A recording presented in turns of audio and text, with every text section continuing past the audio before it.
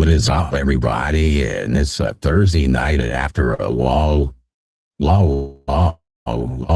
hiatus, we decided to come back to Thursday night for a bit. The other crazy, maybe a lot of people did ask about. They like the Thursday night. I think a little bit more than a Friday, a little bit easy to take in and have some fun. So we figured to do the shop, but we are not. We are not going into the wee hours of the midnight hour. I can tell you that. Never say never. Never say never. Shannon probably will join us in a bit, so you know how that's going to be. Yeah, see, that actually is everything out the window, right? So no guarantee there, but it's kind of cool being back on a Thursday night. It's been a bit of time, and maybe we'll get some of the old crew back in through here and catch up with the old gang. But how you been doing, brother? It's been a while since you've been on, because you've been out traveling to the different breweries and doing some different stuff. And what's going on? Not a whole lot. Same old, same old. Like pretty much going to the same old brewery we always go to, Donham Day, which is where I was at before I got on the show tonight. So right down the street from work, so it's convenient.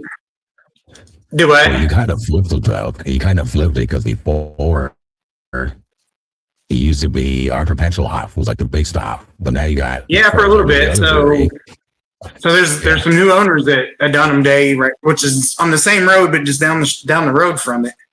So John and Haley, the man and wife that took over for it about 3 months ago, I guess, and they're doing some, doing a lot of different foods, and I helped him actually brew a beer a couple, 2, 3, 4 months ago now, I guess it's probably been.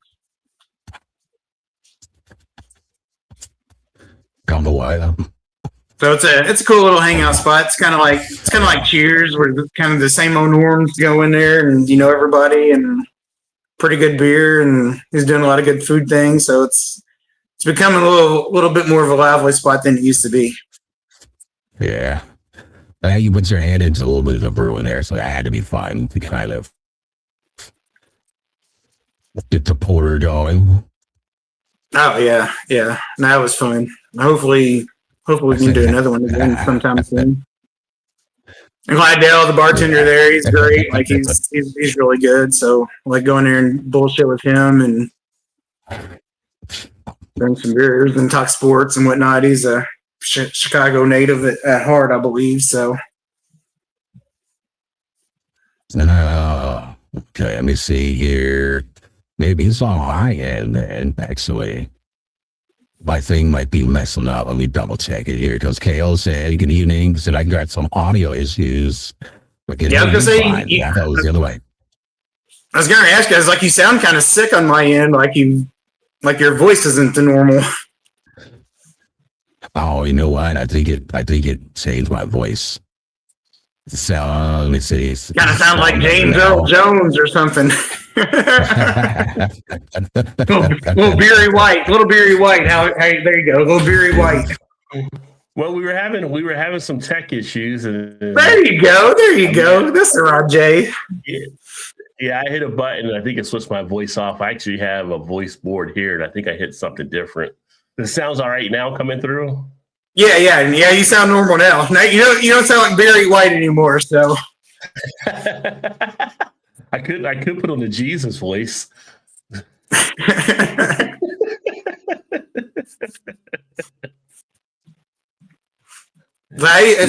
we're doing good. You've been doing right. I mean, shit. It's been how long? It's been months.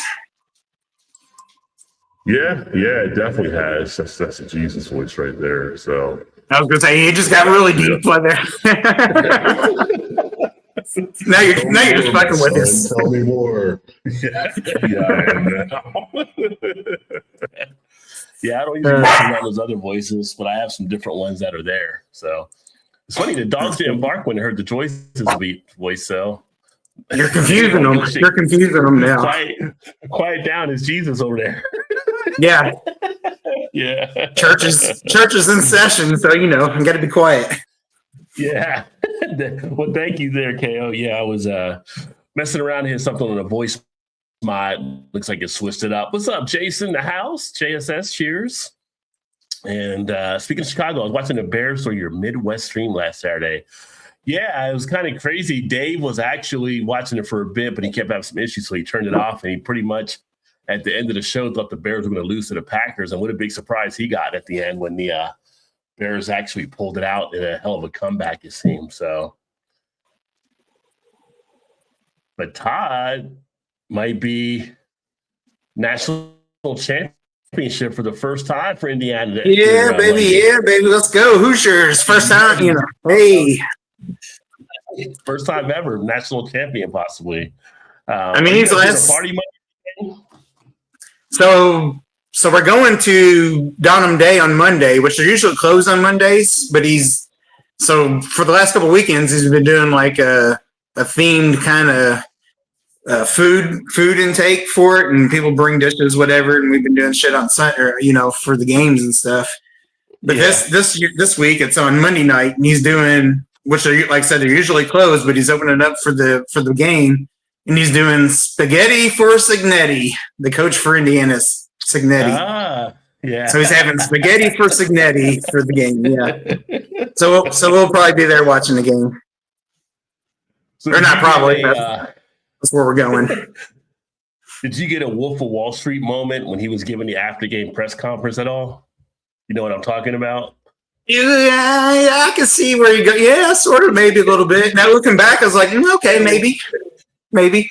Well, after he did what he was doing the conference, and they were interviewing him after the game, and he's like about planning for next thing, and he was just like, I was thinking about right now getting a beer, and I'm just like, one of us.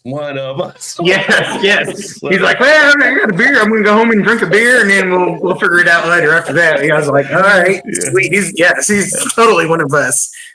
Yeah, that's like, do your work, go home, drink beer. Yeah. I gotta think though, looking at him, I feel like it's not like it's a bad thing or anything like that, because he's definitely really smart, but I look at him, he doesn't change his scowl during the course of the game.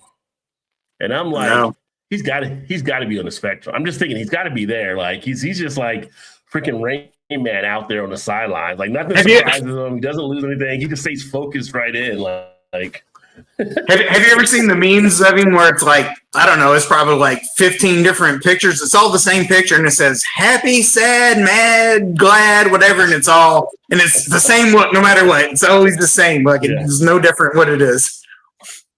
If he ever takes up poker, that dude's going to wipe the table, I bet. So, no kidding. You cannot read him at all. But honestly, like a lot to be said for Nick Saban, because all four of the Final Four teams were all assistant coaches of his at one time or another. So it's like, okay, he was pretty. Obviously, he won 7 national titles, so he was good. But it's like to have your counterparts go on and either one's going to win is going to be his protege to say. So it's like that dude was, I guess, a genius at football. I guess.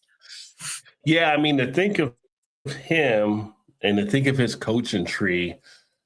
In my mind, the comparison I get is to like Bill Walsh, what he did in the pro, like all the coaches that came out under him. Like that's what very true in college. Like, yeah, very true. No, that's actually spot on, because I never even thought about that. That's a good comparison right there.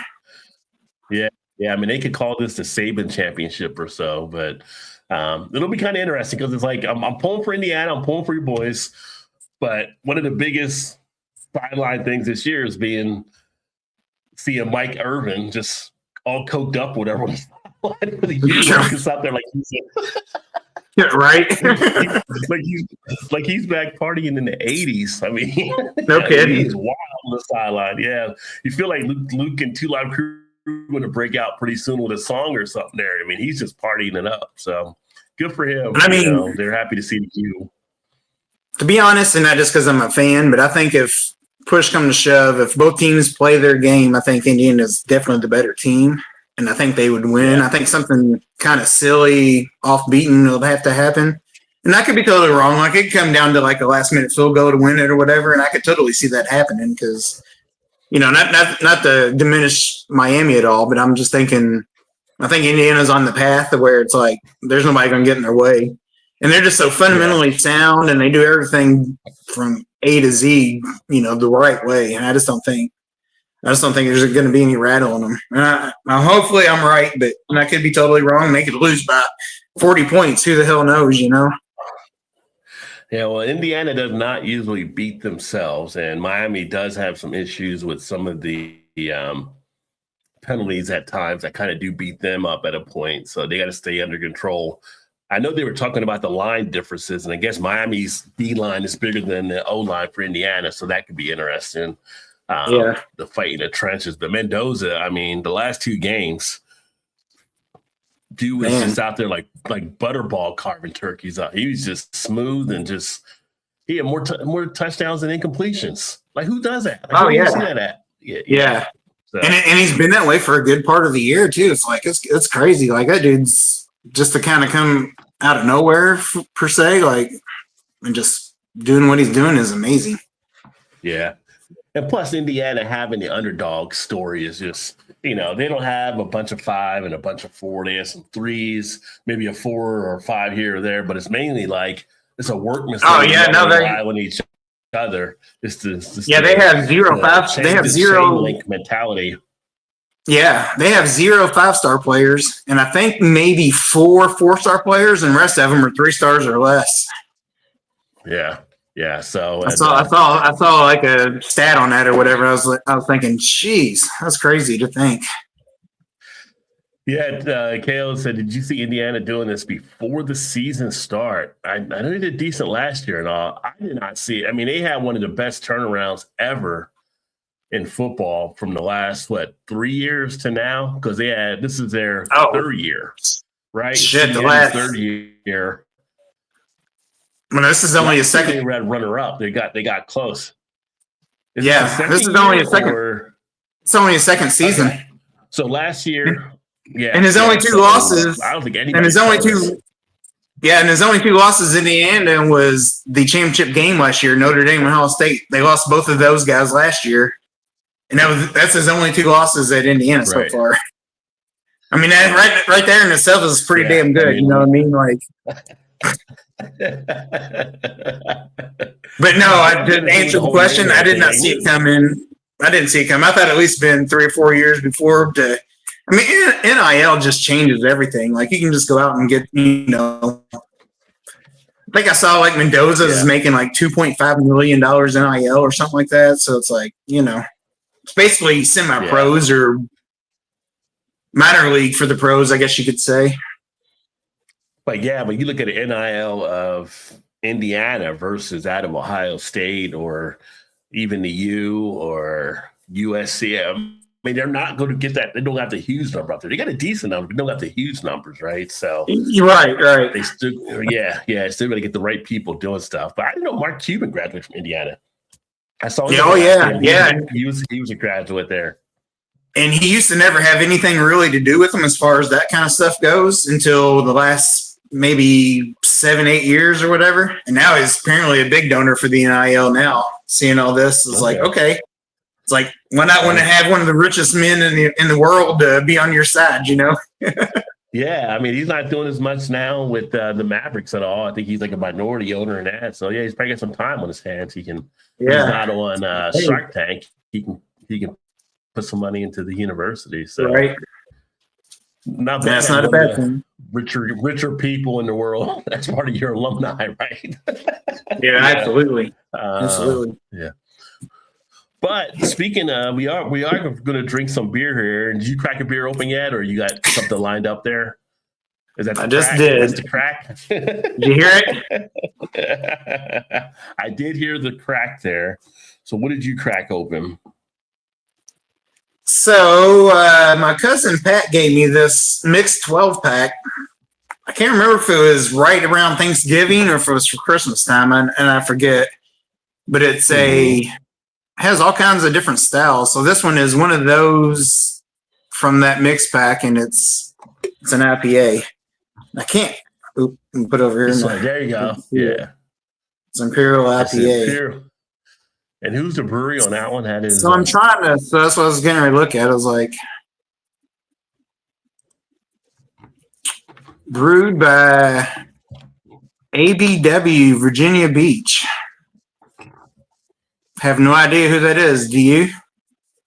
ABW. ABW. If that's Aslan down there. Let me see. In Virginia Beach. Is it Aslan Beer Works?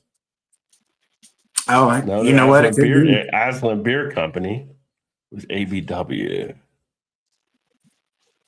Because they're at Virginia Beach as well. That's why I thought of them. And that's probably actually who it might be. Actually, now that you say that. Austin Beer Works, but that's Texas. It's only ABW that shows up in Untapped. What's the name of the beer? Okay. That's why I was getting ready to check it. Do what? It just says. God damn it. Oh. It just says Imperial IPA. Need a longer cord because my headset came out. Imperial IPA. All right. Like I said, it was a mixed 12-pack, and every one was a different style of beer. I just happened to grab. I brought 3 of them up for the show tonight, but. Oh, it is ABW Virginia Beach. 7.4 says ABV. I know yours says 7.5. Actually, on the can it says 7.8, but. Oh, okay. Well, Untapped, who knows they're right. You're right. Oh, I only had one friend that had that beer.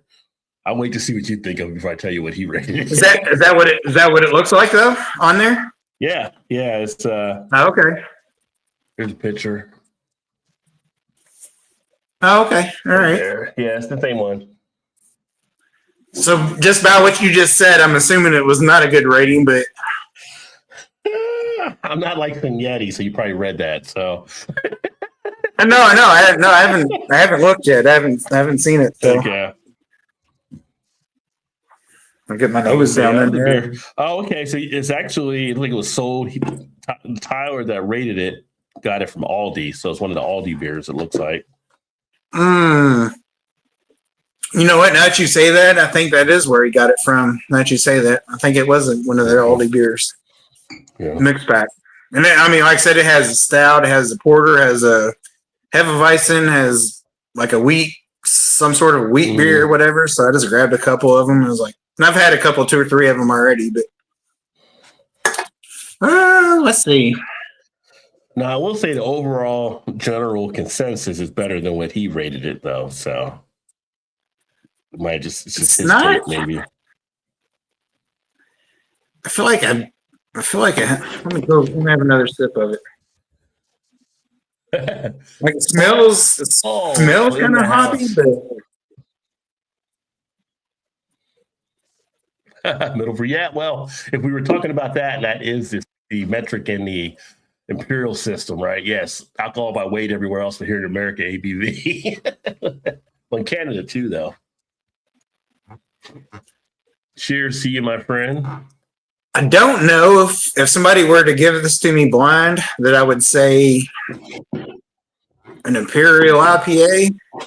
Like it's got a little hoppage to it, but it's not overly hoppy, if that makes any sense. Like it's got a little enough to let you know it's an IPA, but I wouldn't Imperial. I wouldn't. To me, it has a lot of orange citrusy notes to it, more so than like the hop. That you may, let's say hot burn, let's say, if you would, to say for an IPA. Right. If I had to rate it, I'd probably put it in a 3.25 range. Like a 3.5 or? Yeah, probably like a 3.25. I'd probably go 3.25. 3.25 on it? Okay. Well, I mean, it's not terrible, but it's not terrible, but it's not like if somebody gave it to me out somewhere and was like, here, have this IPA and try it. I was like, I'd drink it and I'm okay drinking. Like it's not bad. Yeah. It's not comparable to some of the great IPAs out there. Well, you're not really off from the general consensus. The general consensus is a 3.18. That was okay. So a little lower than Well, I said between 3 and 3.25. Yeah. So.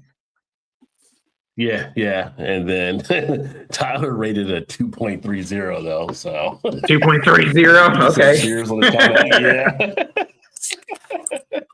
Yeah. I guess he just figured it was a cheap beer from Aldi, so he was good to go with it. So Yeah, like I said, it's not great and it's not terrible. I mean, it's drinkable. If I bought a 6-pack of it expecting something, and I'd be like, no, I'm not doing it again. But for what it is at 7.8%, it's not horrible. Not bad. You know what I mean? It's not horrible. Like I'd honestly, like if somebody came over and you just wanted like let's say a case full of beers in your fridge, like a Miller Lite type beer or whatever, but you're not giving them a Miller Lite, you want to give them an IPA. I would be okay if at the right price buying these and just stocking them in the fridge and handing them out. You know what I mean? Like, like it's not great, but it's not terrible. And there wouldn't be beers I would care to give away and be like, no, I want to try these or review them or whatever. You're like, oh, it works. I'll take it. No problem. I've had a domain for a long time, my friend, but I don't know. Maybe you hadn't been up there before. You just hadn't noticed, There's a lot of people in beer tubes, so everybody gets to see everybody, but yeah. I've had the website out there for a good amount of time. It's just funny because everybody goes to different spots. I get people that go to the website. I get people that go to YouTube. Some go to Instagram. So go to Facebook and TikTok. And it's like nobody ever, like I said, that's like a beer geek. You're probably everywhere. But most people are like, I'm just going to go one spot and that's it. So you got to be versatile. You got to be able to adapt. But Facebook might be one I may end up. They keep screwing with alcohol-related pages over there, so I may have to pull out of that one, but we'll see. That's actually kind of the least one I use anyway, so it wouldn't be a total loss. But I actually kind of starting off with it being kind of an Aldi night because I'm drinking another one of these. This is the... I was going to say, what are you drinking? The lava cake. Yeah. Yeah. So that's a pretty good... Yeah, that's a pretty decent one from them. Actually, I bought a 6-pack of those last year, I think it was. And I was kind of impressed, to be honest. I mean, for $7.99 for a 6-pack, 8% ABV, State of Brewing, actually out of Wisconsin, has done this one here. So I was pleasantly surprised on how it actually tastes and everything. So you do get a dessert type feel. And it's not really overly sweet either. So it's not, where it weighs you down or anything. Like I said, I enjoyed it. Especially what's the ABV on that one? 8%. 8%, yeah. Especially at that price point. I mean, really. I get the urge to sometimes, if I had a piece of chocolate cake or something like that, something of a decadent type dessert, I think that would be nice to have with this to cap off the night or so. I mean, it's not going to help the waistline, but it'll sure go down good. I mean, what does, right? What does anything that's actually good help the waistline for sure? Oh, and I had to. Did you see my shirt? Had to give a shout out for Alan there. Yeah, I did see that. Shout out to One Flight Down. Actually, I almost actually grabbed that one. I'm like, I need to start wearing some of the other shirts and stuff that I got here too. And I almost grabbed Alan's hair. I ended up grabbing one of the hop hats from one of the companies that I met last year, and I just doing a regular shirt though. But yeah. Well, that's what I did when I got home. I was like, oh, let me look through and see what I was like. Oh, I haven't worn Alan's shirt for a long time. I was like, I'm gonna throw that one on.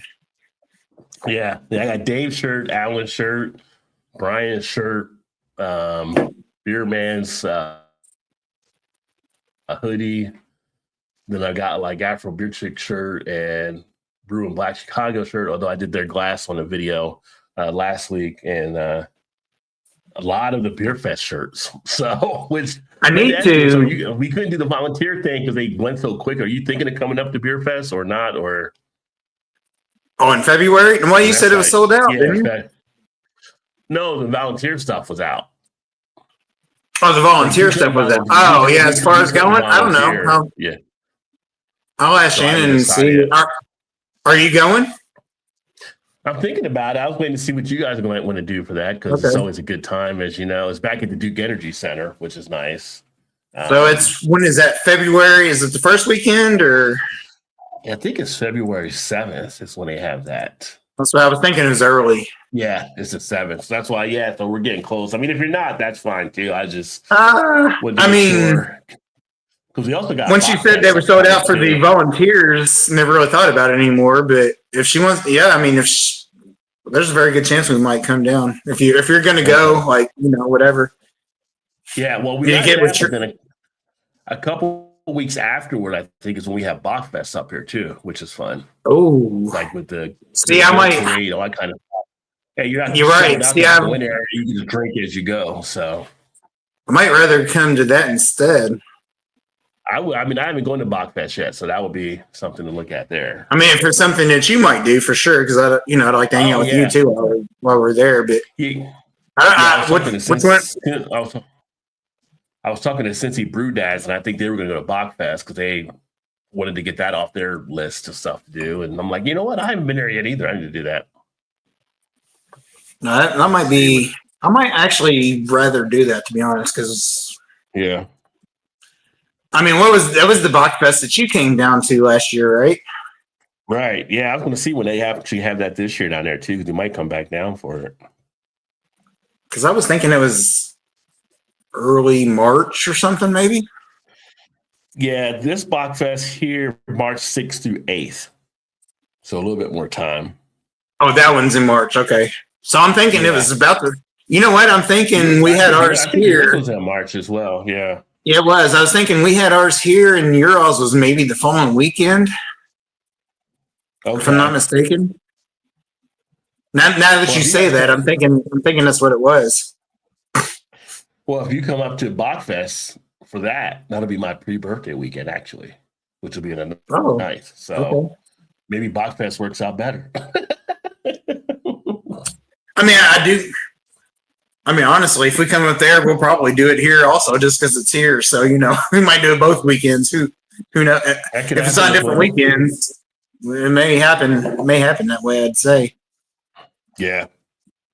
Need to get. So if we come up there, we need to get like Anderson and whoever to come down for it. Yeah, to get those guys down. Well, Anderson, I know he's already got his tickets for the Winter Warmer Beer Fest up in Cleveland, which is another one I want to go to at some point too. Let me see, what is that? I know he told me he got his tickets already. I wanted to try to get up there.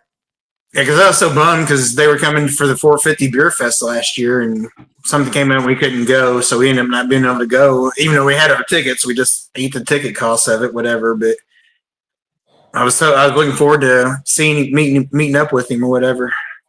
Yeah. No, that would have been awesome. Yeah, I just had too much stuff at the end with us getting everything back and moving in the house and stuff. It made it tougher for me to get down there, but definitely would like to go this year. And yeah, the Winter Warmer Fest is March 7th, so it's actually the same weekend as Bachfest. Oh, okay. And that's in Cleveland? So that's in Cleveland, so he'll be up at that. Yeah, that'd be a little bit longer drive for us. But. Yeah. Well, from here, I think it's like 6 hours, so you're like an hour and a half. So yeah, that would be cool too. But I'd rather come check out the Bachfest. One is shorter, but two would be, I just like to come to it and check it out. Yeah, I mean, they do it the Friday, Saturday, Sunday, and Fridays when they have, like, I think the goat parades that day, which gets people, like, all pumped up. And then the beer halls and all that kind of stuff. And the box they actually get, it should be like Imperial Bachfest because they get some pretty heavy hitters they put out for it, from what I've been told and seen previously. So it's usually a good. Hell, honestly, we could probably round up our little drinking crew around here and head down that way. Go to it. Yeah. Like as Aaron that joins, will comment sometimes on there. He's one of them, and our friend Louie and probably her brother Donnie would come, and we probably round up a good 4, 5, 6 people and come down to it, and maybe get an Airbnb and just stay the night or something. Yeah, that could definitely work. I can't promise there's a silent disco at this one like it was in Louisville, but Which was a hilarious time in itself. So yeah. Oh, and if it was, Shannon would be like, "Oh, who cares about beer? I just want to go dance and whatever." You know how she is. So yeah. Yeah, they do have the beer fest. They do have the silent disco there, but I don't know if they do anything with Bach Fest. But it'd be good to get out there, and the weather will be breaking, and perfect time to get out there and have some fun. But yeah, everybody watching can comment. Anybody want to talk about beer? Throw comments out there. Let us know what you guys want to get into. There's really no agenda for tonight. It's kind of a new concept, a new old concept, because we came on with no agenda before, but just to come on, have some beers and just chill, relax, talk about whatever comes to mind, which can sometimes be good, sometimes be bad. I was gonna say, just because it says beer show doesn't mean I talk about beer, and most time we don't. So right. That's how it is. But speaking about sports, even we just had, I don't know if you saw in the news, like 20-something players caught up in the point shaving scandal. I saw that. That's crazy. I think I know there was some from DePaul, but they said it went into some of the teams from the Big East, I guess. Well, I guess DePaul's Big East, but then they also had the Sun Belt Conference, I think. But I'm like, this is the reason why you didn't let gambling get in bed with sports, right? Right. And so some of these players, they're like, I'm not getting NIL money. Sure, I'll shave some points here. I'll throw a game here or there. I'm not going to go pro anyway. So if I can make some few dollars off of it, And just things like, how easy could that be? Like, just guy's on fire and all of a sudden he hits a couple short and whatever. Like, how do you really, unless it's just blatantly obvious that he's throwing a game, but it's just as easy as just clanking shots or whatever, just to not score points. You know what I mean? Like, yeah. But then I'm thinking in the age of, and I'm going to say, dazed Jake Paul fights where people bet on it, like that's staged. Like people are betting on the Jake Paul fight, but I'm like, until Anthony Joshua said, F that script, and he knocked him out. It's kind of like, and you know what? That was the greatest thing ever, because I was wanting him to knock him out so bad I couldn't stand it. And when he did, I was like, and broke his jaw. I was like, take that fucker, you lying piece of, like, you want to be like, take that. Right. And I don't know if you saw any follow-up pieces, but after the fight, there were things saying that Mike Tyson wants a rematch now, because I guess Mike is like, you know what? I should have done that when I fought him. Let me get back in there. That's what I was thinking. That'd be great. Like, rematch. Like, he was like, oh, you'd be sorry about that. He'll break your other jawline. Like, what you should have done in the first place, but didn't buy him off for the money. Because people were watching, they saw Mike Tyson was pulling his punches and stuff. And it's just like, and now he's trying to talk about some other people when he comes back. And I'm like, dude, the jig is up. It should have been up a long time ago. Like, I don't know why people kept believing you were this great boxer or whatever. You're not. So then his brother Logan is trying to say some stuff now. Like, Logan, you're in the WWE, so we know that's all scripted. So you're right. Right. Either. Cheers, Bart. Great to see you, my friend. Happy New Year to you as well. Bart? Cheers. Happy New Year. Hopefully things are going well up there in Jersey. And Middle Fruit said, got to head off, but beyond the kind, polite Canadian, I gave you the prerequisite thumbs up. Well, I appreciate that. Thus far, I'm expecting a beer package just thanks in return. It's in the mail. As long as customs doesn't hang up with, it's always the customs thing. I try to get the thumbs up, Middle Fruit, but it don't always work. But hey, it does help. So maybe people will take your lead now and they'll drop that thumb and show some love and appreciation for the channel. But have a great one, brother. Hope you have a great weekend here as well. I'm glad you stopped in for a bit. Yeah, Bart's in the house, and Bart was our Thursday night viewer usually. It's tough for us. Like I said, it's tough for some of the nights. So having being back on Thursdays, nice seeing some of the faces again, everybody and all of our friends. Absolutely. Well, I said it's been freaking what? Been a long time. Yeah. Made me think of that song because you said that now. Who does that? It's like one of the rock group. It's been a long time. I ain't gonna try to sing it. I'm just trying to. We're not doing karaoke here. Come on, Rod, sing it to me. Sing it. Maybe it'll come to my mind a little bit quicker. There's already one jump around video out there I did not sign off on, so.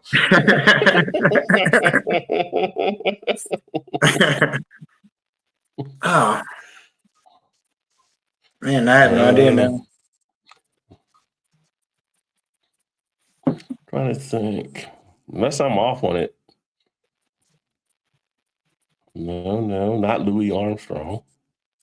It was more. It wasn't the Sam Cooke version. It was something. Maybe I'm off on it. Anyway, it is what it is.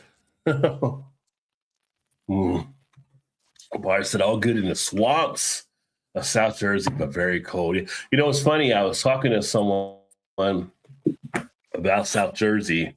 One of the people I work with, one of the clients stuff I work, and we were talking about, because he actually grew up outside Philly. And I was like, I grew up outside Jersey. And we were kind of comparing spots. And it's like funny when I used to bring people to come visit back when I was in college to come up to Jersey, and they were just like blown away by South Jersey. Like, oh, you guys got like farms here.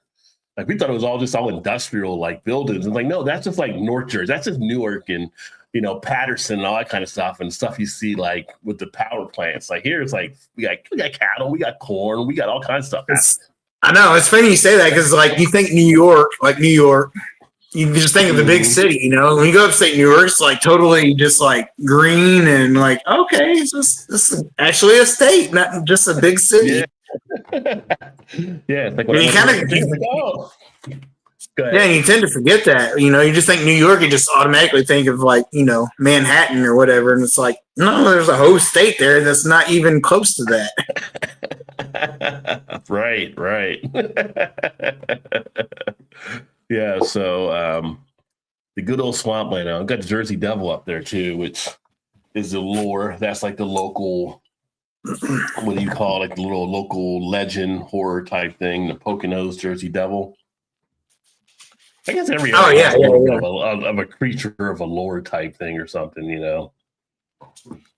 I do like that logo or the mascot or whatever. That is kind of cool looking. Oh, for the hockey team, the Jersey Devils. Yeah, for the Devils, yeah. Yeah, and Bart might remember this because he's around the age I am. But when we were like in 5th, 6th grade back in the day, like they literally had like a film they would show about Jersey and would show about the history of the Jersey Devil. And it was like something like watching an old Living Dead type movie. Like if people go out in the woods, this is like a pre Blair Witch project, and you know, like people that were trying to find the Jersey Devil and all kinds of stuff to freak you out. So you know, I remember hearing things about that before, kind of like the folklore kind of thing or whatever. Yeah. It's like the Jersey Chukaramba.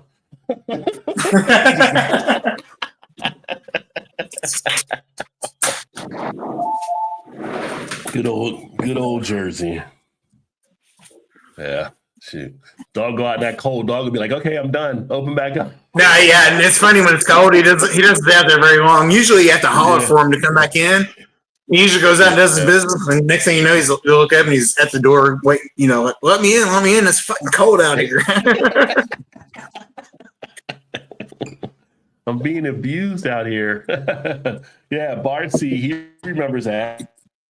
Like back when he used to show us the movie with the Jersey Devil. Deep in the Pine Barrens. And I think they kind of do it around like when you're 5th or 6th grade, because they usually have a lot of schools do camping trips. They're the kids and then take them camping. That's just part of growing up as Gen X. Let's scare them first, then we'll take them and drop them off out there and let them freak out. You're on your own. Just come back and we'll see you on Sunday. Yeah, it's like I was watching one of the videos on Facebook, and the guy was like, I just don't understand the online bullying.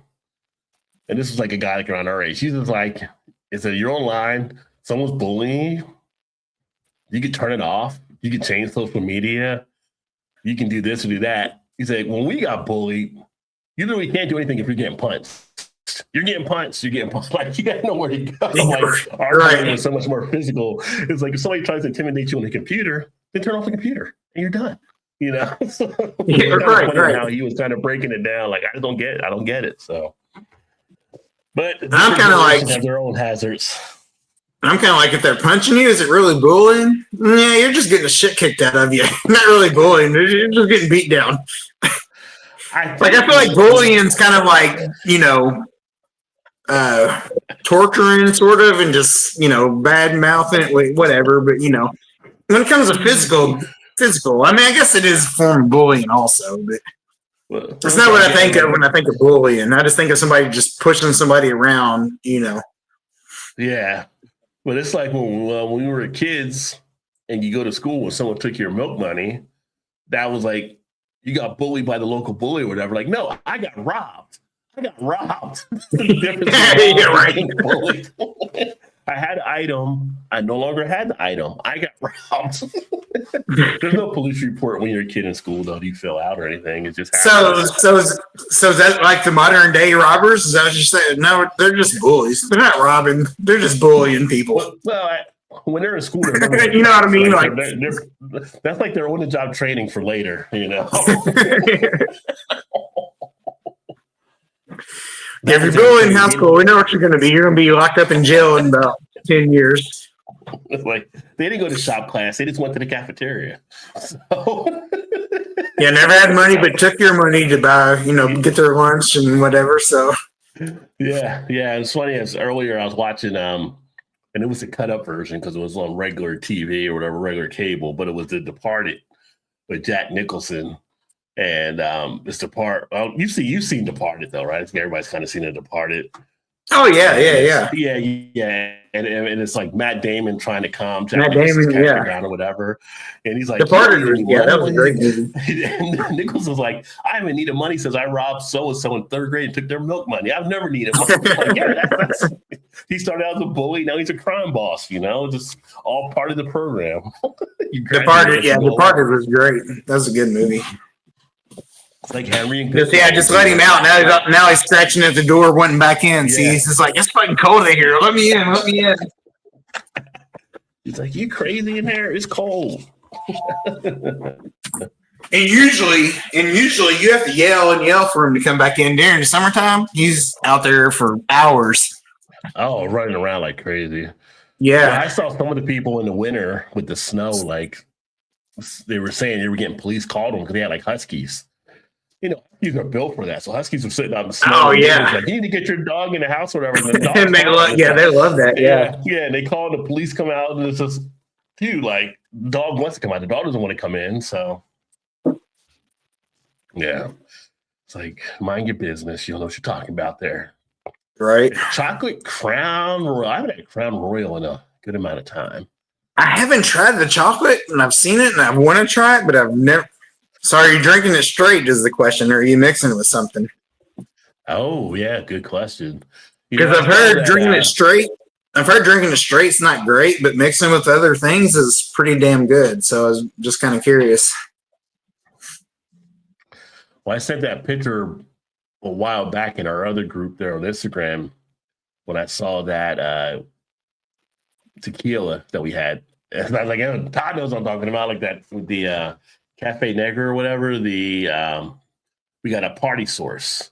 It was like coffee. That was so smooth. Yeah, you drink that straight. That was so good. I should pick up a bottle of that again, actually. You will run through that for sure. Oh man, that stuff. The first time I was like, oh, it's kind of like Will Ferrell and it tastes so good, especially when it hits your lips. I was like, man, that stuff. Yeah, that stuff was so good. Yeah. And for the longest time, we could only buy it in Kentucky, but I think we can get over here in Indiana now. I think, if I'm not mistaken, I could be wrong, but yeah, they may have expanded. See here. This one is like, oh, what's your birth date? Just say, are you over 21? Yes or no? Make it easy. Let's see here. Submit. I'm gonna grab another beer real quick because these Aldi IPAs just go down quick. That's what she said. Or maybe that's what he said. I'm not sure. Oh, Or he, she. We never know nowadays. Let me pull this up here. Yeah, this is good stuff. If you ever get a chance to check this stuff out, folks, these are some great tequilas from the flavors they actually do here. They got like 5 on here now. We had the one here, the Cantera Negra, which is a coffee tequila. Oh my gosh, it's so freaking smooth. Ooh, they got an old fashioned one now. Or to make an old fashioned maybe out of it. Espresso martini, ranch water. I've never done ranch water. I hear people always talking about that ranch water thing. Yeah, me too. I've never done it, but I'm not sure. They're getting noticed. What is some worse now? We had it years before they got these medals. We had it like when do we all get together? I feel like we had it when it first came out. Like we didn't even know what it was. And I could be totally wrong on that. It's probably been out for years and we just still didn't know what it was. But it was, man, that was at least, well, was it before? It was before or after COVID? That's what I'm thinking.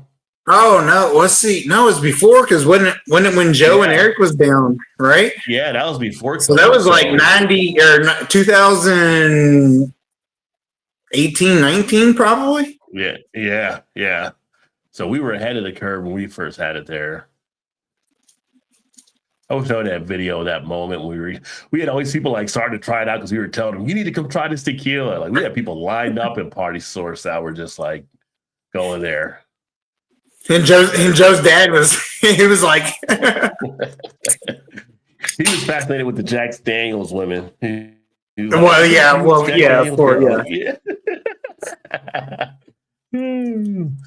Bar's having it straight up over ice. So actually, if you're having it over ice, you're having it on the rocks, my friend. On the rocks.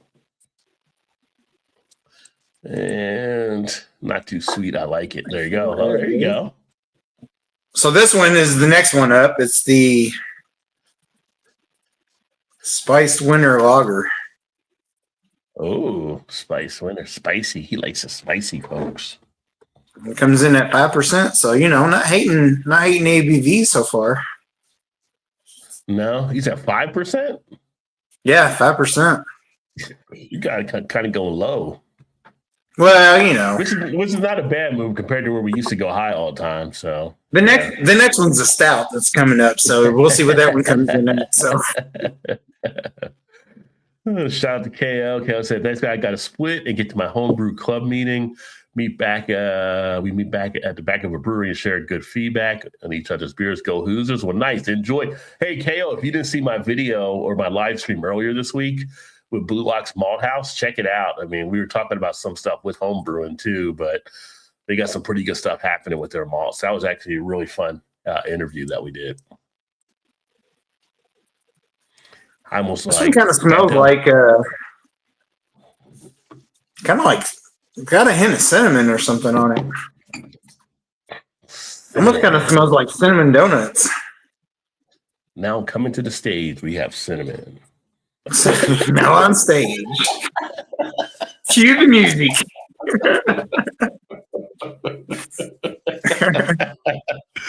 Cinnamon in the house.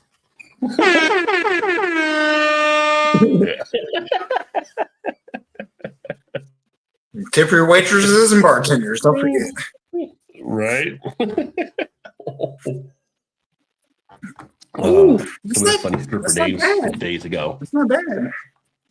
Kind of tastes like a cinnamon, like the cinnamon flavored cookies that you get, like the what's the shortbread cookie with like cinnamon flavor, the icing cookies. I'm talking about like the shortbread, like icing or whatever on them, the cinnamon flavored. Are they the ones in the Archway packages with the red Archway? And the molasses type thing. Yeah. Oh. Yeah. Ooh, okay. Yeah. That's not bad. I mean, it's not bad. I'm kind of surprised, honestly. I used to go through some of those. Like crazy. The Archway was solid. Now it makes me want some of the cookies just to go along with it. Nothing wrong with that. What's up, Ryan? Cheers, my friend. Yes, I did release that earlier. Yeah, check it out when you get a chance. And if you guys haven't checked out Ryan there for Cincinnati Brew Dash with him and Matt, check out his channel as well. I think cinnamon might be my favorite adjunct in the beer, but I have several. Yeah. Not just a favorite dancer, but also a favorite adjunct in the beer. Cinnamon, bourbon, whatever. I don't know, tequila. There's been some good ones. Yeah, I mean, just an adjunct in general. Equal opportunist here. Equal opportunist. Yeah. Yeah, we well, as you know, we bought the house last year here, but one of the neighbors here had a get together this past Sunday. For everybody on the street that we kind of asked. So we all went over to her house and kind of did stuff. It was the first chance for us to really meet some of the neighbors and stuff. But it was a fun time. It was like Sunday night. It was during the Eagles Niners game, and they had like different stuff. They had some beers and stuff like that, and food. And we just kind of just hung out. And I was talking to a few of the guys there that were beer drinkers. And I was like, oh, talking about the stuff that we do here on the channel. They're like, really? Like, we just got all kinds of beer conversation. Yeah, you should come over and see the beer cellar. Beer's got a lot of beer in the beer cellar, but just kind of going through and just breaking stuff down and just talking about things. And it was just like, it's funny how beer just can easily become a topic that steals the spotlight of a conversation. Because like, if you're a beer drinker, you're always looking to find out more about beer, So it was kind of cool. As first it was like, do we want to go? I mean, we don't really know. Like, because it's like Sunday night, you go back to work Monday and all kinds of stuff. But we were glad we went. It was a great time to meet people, and we had a blast. So yeah.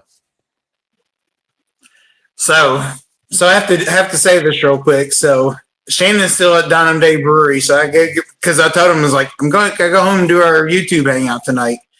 So they actually have it on there. So we got to give a shout out to Donham Day Brewery.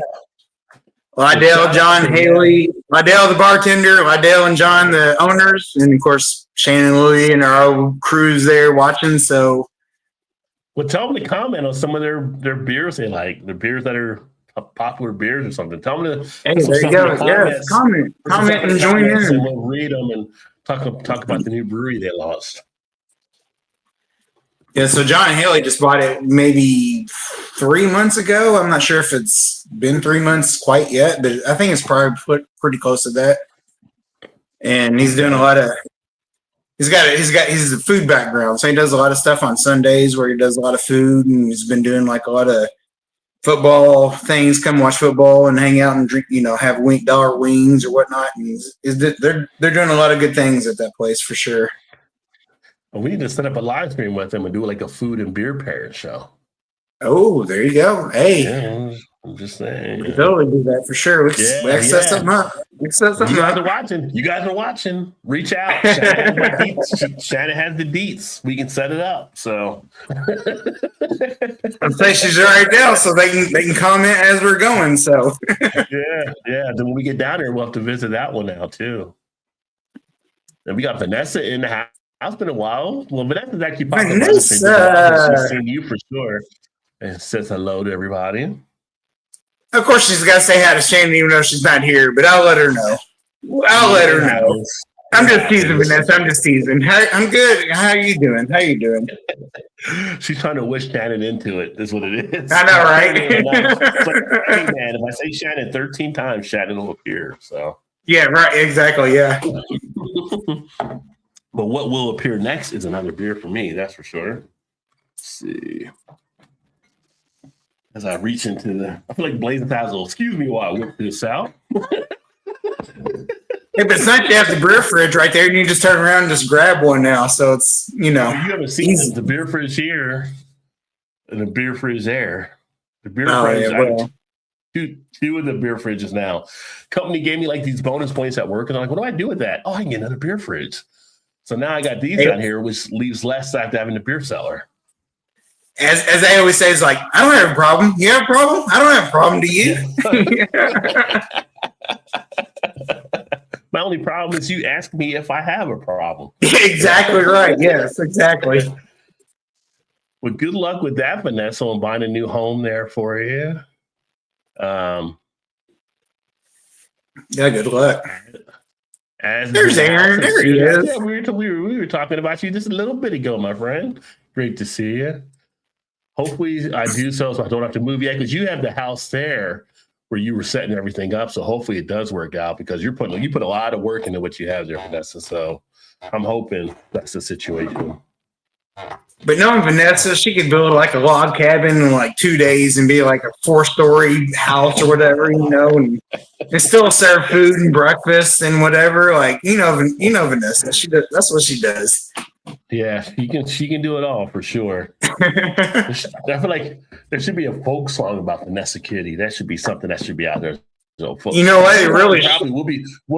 We'll probably be dust at some point, and then someone will write the old folk song, just like Paul Bunyan and all these other different characters that were like these things. There'll be an old song about Vanessa Kitty, and they'll be talking about all stuff she did and accomplished, and it'll be like, wow, she had to be a legend. It's like, yeah. And then they'll be like, did she ever exist, or was it just a folklore, or like what happened there? It's like, I don't believe it. I don't believe it. But I'm going to actually get into the last one here because I got this a while back, and I'm like, you know what? I already did a review on this. I'm not going to do another review on it. I don't usually do re-reviews, but I'm going to need the sugar. Ooh, the sugar. The That's a good one. Yeah, this was the original recipe they had brought back recently. I actually saw a 6-pack of this out tonight when I was out earlier again. So if I want more, I can get more, but we'll go ahead and settle with this.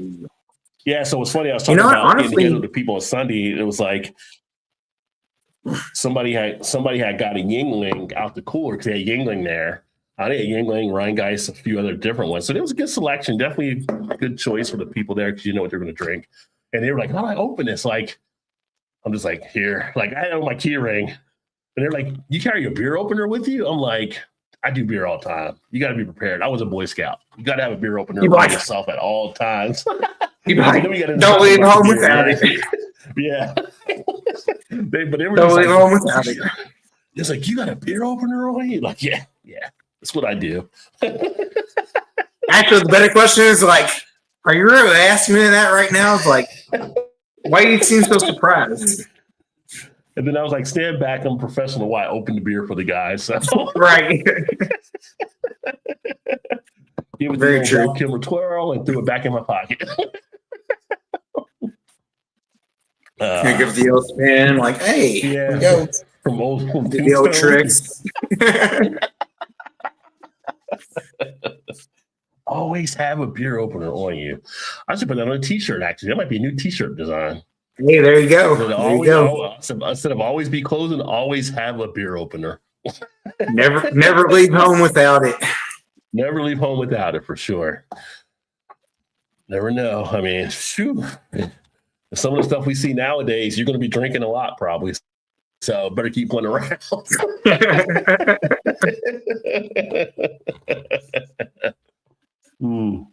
It's a good chance. Yeah. It's a good chance. You're saying there's a chance. Yeah. There's a big chance. So here's something fun I thought would be kind of something to do here. But too bad Shannon's not here because she likes stuff like this. I thought beer word association. Oh, she's watching, I think. She's not here, but she's watching. So she may chime in. I doubt it, but she might. Yeah. So for all you watching, you can also chime in by hitting the comment there as well. Give you the name of a beer, whatever first word pops in your head, let me know. To name a beer, is that what you said? No, I'm going to give you the name of a beer. And you're I got you. To associate with the beer. Okay. Kind of fun just to kind of see what's out there. You ready? Let's see. All right. We'll start off easy. Miller Lite. Water. I mean, don't get me wrong. I drink it, but you know. Because sometimes you like to get deep in it. It's like, don't get deep into it. Just the first surface thing that pops up. Right. MGD. Oh God. MGD. See, you're getting deep now. Seltzer water, let's say. I don't know. Something better than just water, but See, like for me, like MGD, first thing I think of college. Because we were killing them in college back in the day. Oh, So well, imagine okay, being yeah. in college, right? So yeah. and all stuff that we're enjoying. I mean, I was gonna say something different than that, but I can see that. Okay. Yeah, just say it's the first word that pops up when you hear it out there. It's just like, you go with it. Milwaukee's best. The Beast. That's good. That's what we used to call it in school, the Beast. The Beast. Yes, absolutely. We'd also accept trash. That was another answer that might pop up out of the survey. Jeez, You do what you got to do. Red Dog. Red Dog. Ooh. I gotta think of a word that may say that. Let's see. You're overthinking it. No, it's not a thing. I'm trying to break it down to one word.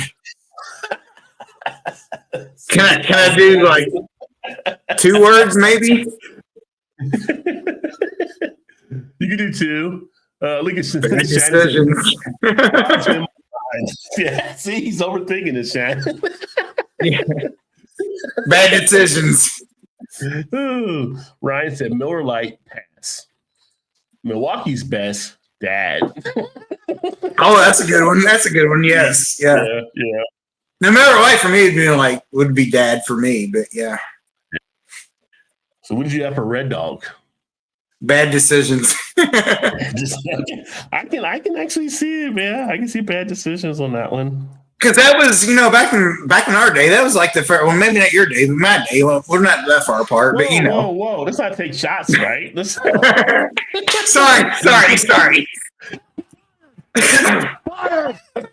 But shots. But back in college days, like, hey, Red Dog and the what was the same time as Red Dog? What was the other one that came out? Same time as Red Dog. MGD was the same time. No, whatever. No, it was after. Oh gosh, dang it! I don't think it's around anymore. Strohs? Well, I can't give you too much because we're going to be asking the other ones. No, I know. Okay, all right. But anyway, that was like one of the first, like more above, like Miller Lite ABV, 5% ish, whatever. Yeah. So it's to drink the shit out of that just because. Yeah.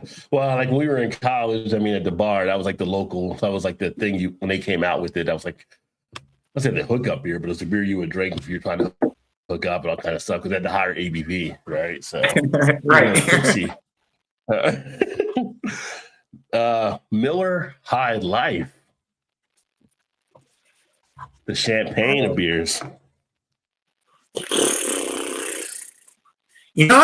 To be honest with you, I've never drank a ton of those. So the first thing to me is Miller High Life. I don't even want to say it. Why would you want to say it? we're all adults here. No, because it's not good. It's not good. It's Miller High Life.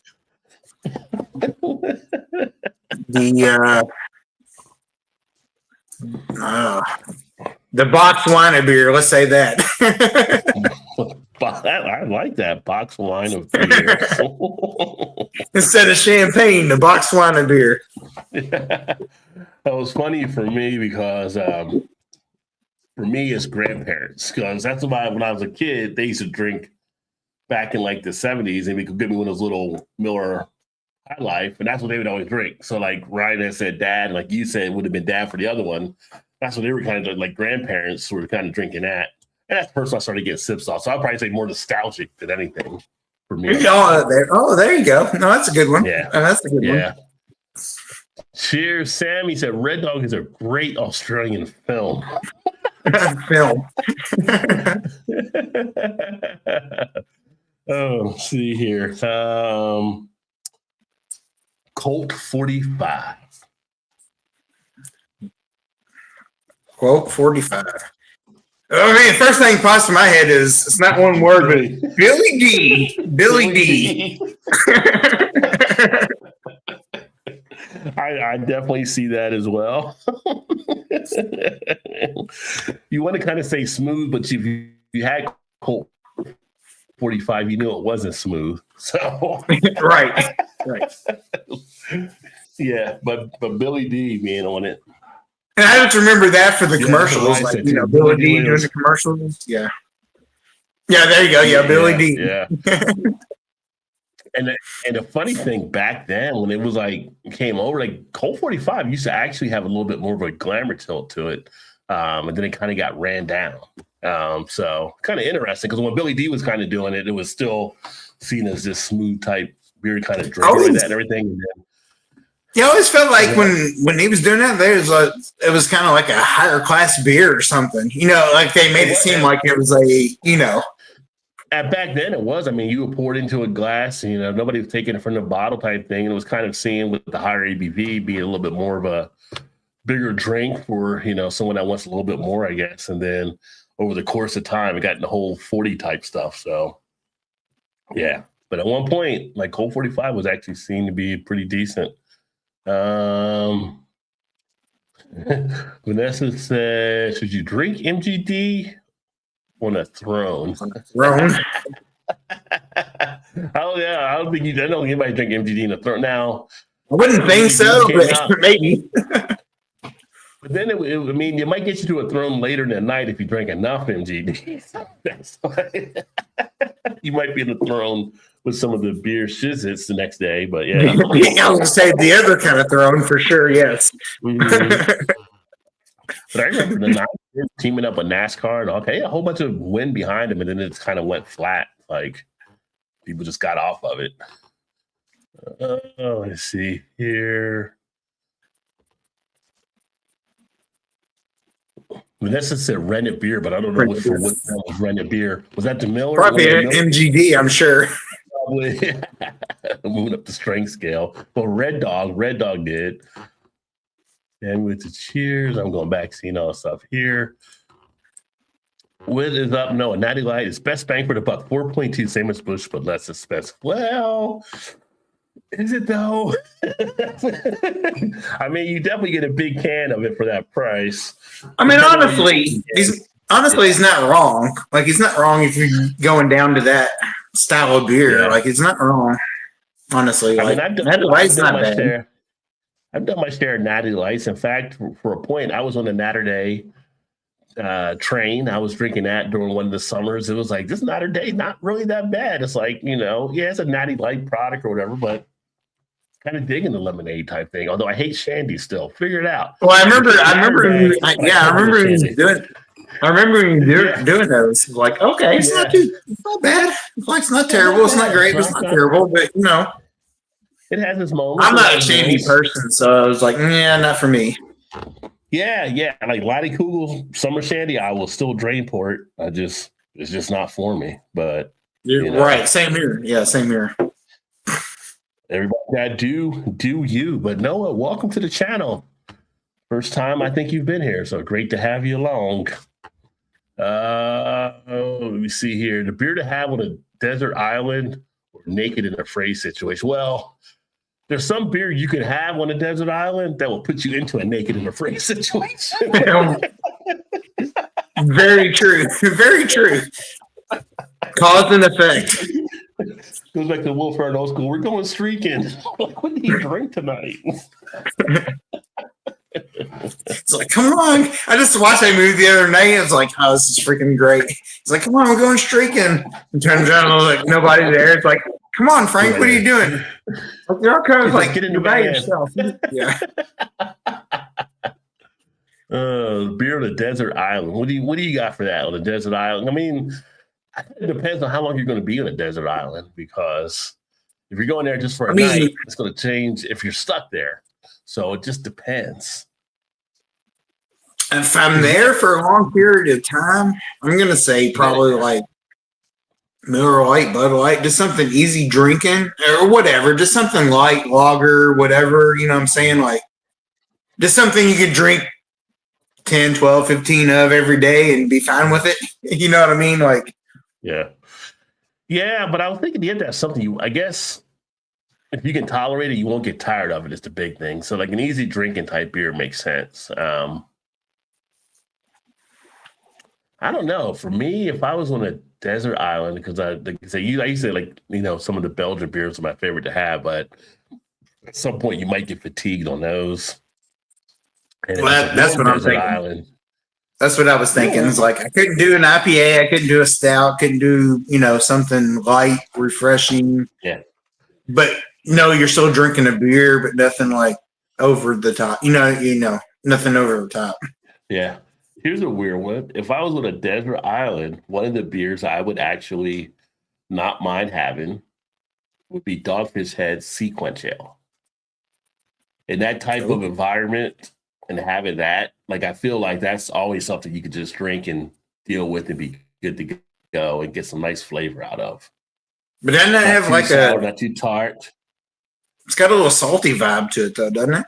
It's got a little salty vibe, but it's like a sour, but it's not a heavily sour type thing, and it's got a refreshing appeal to it.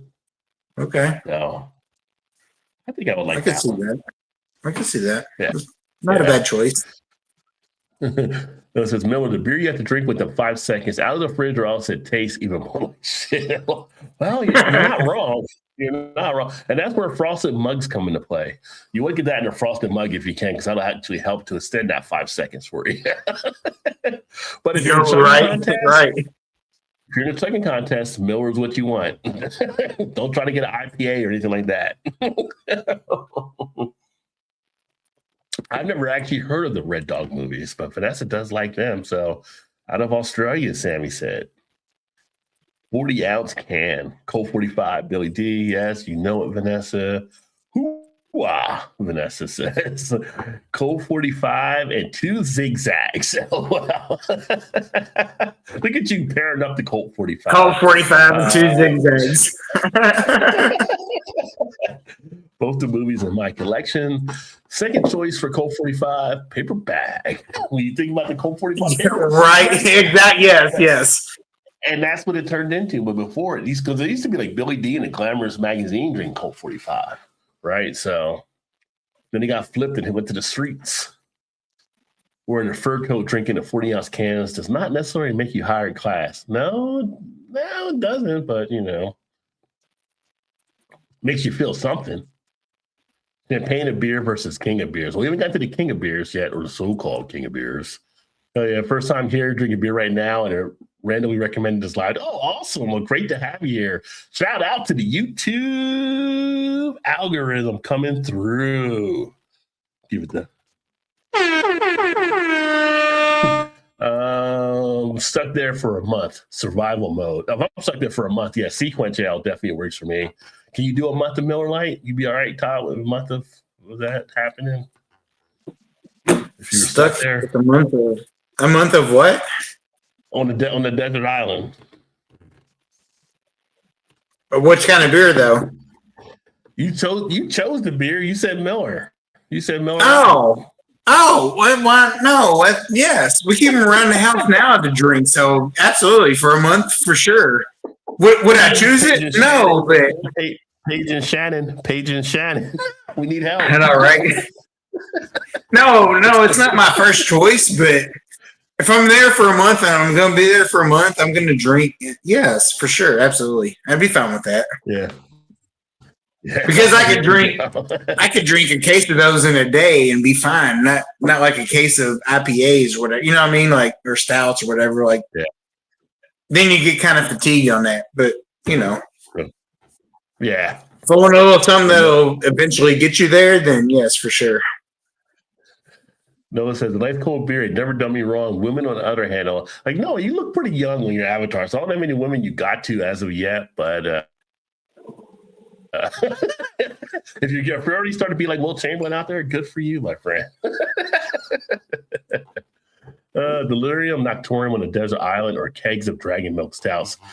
The dragon's milk, the only thing you would have, I think, if you were stuck on a desert island and if it was like in the middle of summer, that stout could wear you down some. And I drink stout in the summer, but in 100-degree weather, I don't want to really drink a stout at that time. Delirium Nocturnum, though, I can say that would be a good one. That's the red, and that's like licorice. That's like candy. I mean, all the delirium beers are actually, I could do them anytime. I don't care. Yeah. The delirium's not. They're doing. Be They're going honest. to make it. I think. To be honest, equal opportunist. And that's legit there, Ryan. A red stripe. I mean, obviously, you can do it on the island of Jamaica. You can do it on the island of the desert. So. Oh, man. You talk about red stripe. We went to Jamaica. That's all we drank for the whole week or however long we were there for the week or whatever. It's like red stripe was, it was good. Yeah. Yeah, when we went there, I mean, that was the main thing we had. And then I got to the airport. I did have one of the Dragon Stouts, which is actually good. But I never saw anywhere until tonight. One of my local spots actually has it. So I might get a 6-pack of that and do a review at some point. But that's actually a pretty good stout from out in the islands. I do have a still shot glass in my deep freeze. There you go. I'm sadly 30. Look, wait, how long? I'm sadly 30. You got some catching up to do with us. I'm just saying. You got some catching up to do with us. You're doing all right for 30, though. No, you're doing all right. So 30 ain't bad. Over double that here, right? So Noah's sitting at the Come on, Vanessa. Come on, Vanessa. Noah from the kiddie table to the grown-up table over here. You're right. Right. Exactly. Exactly. He said that's what's up. His woman is 46, so he's doing all right, So wait, Noah's in his 30s with a 46-year-old. All right. He's 30, 40. Must mean must mean he's packing, if you know what I mean. Yeah. Noah's probably handling his business. We'll leave it at that. We probably handle it. Right. Exactly. So last we left off Colt 45. Oh yes, back to those. Let's see. Get back to that. Let's do a little pretentious. Well, I don't want to give you a word out there. See what you think. Bourbon County Bourbon Stout. What comes?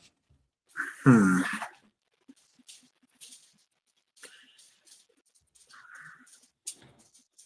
know what you just said, but I wasn't even thinking that, honestly. I know, and I said even now you can't say it because it's not, but my initial thought would be like rare. You think rare still? Well, no, I'm not saying still. I'm just saying that's the first thought that came in my head is when I think Bourbon Rare? County because it used to be. You know what I'm saying? Like it used to be, but not so much anymore. But pretentious, probably for sure, like you said. So, damn it! Don't give them the answer to the test before you give them the test. What about Zombie Dust? Zombie Dust? Yeah. Oh, what's the word I'm thinking of here? Let's see.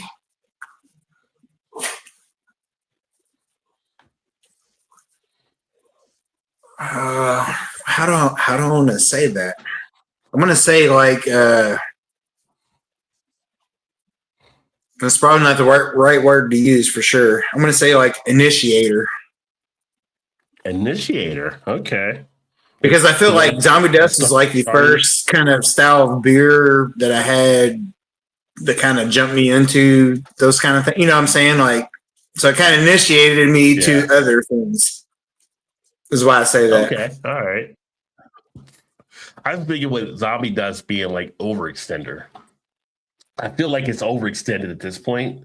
Like Zombie Dust had a presence which made it great when you found it, and then you found it so much now you don't really have that anymore. So I just feel like it was kind of nice like where you could actually have to hunt it down a little bit more. So, but then again, the company's going to grow; they got to get bigger. So, no, it's totally true because I remember, and you're not wrong. Like we're on both ends of the spectrum on that because I was like, I remember Zombie Dust used to come around to liquor stores here, and it was like, if it didn't get there in the first, let's say 4 hours, it was gone. Like they were out of it.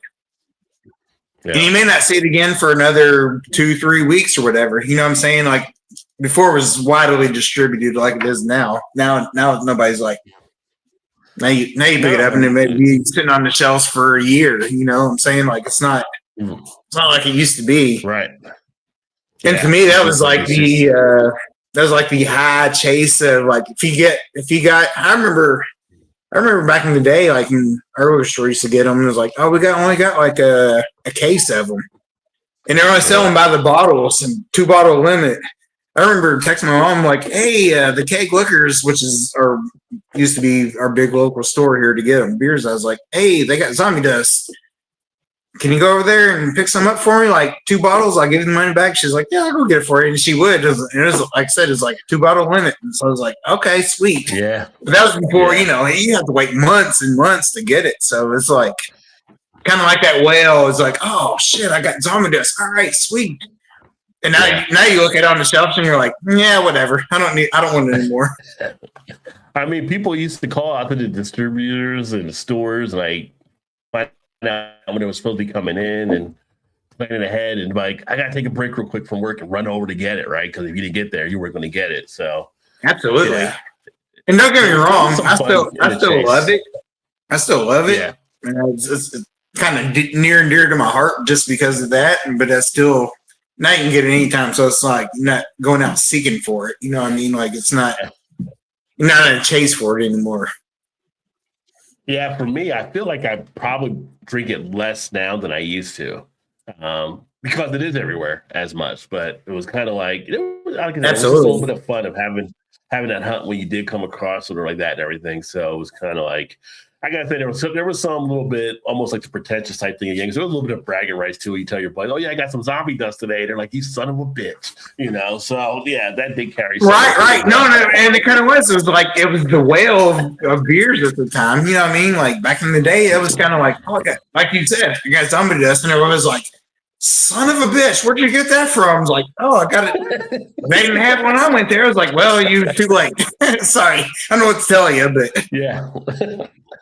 Can I have one of yours? No, you can't have one of mine because I ain't getting it again for another 2 or 3 months. It's like, sorry, dude, I only got 6.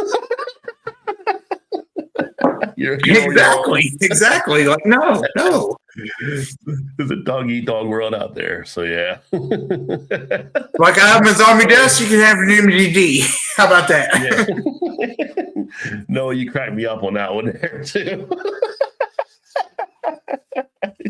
I'm half black, you know that jeans, black don't crack.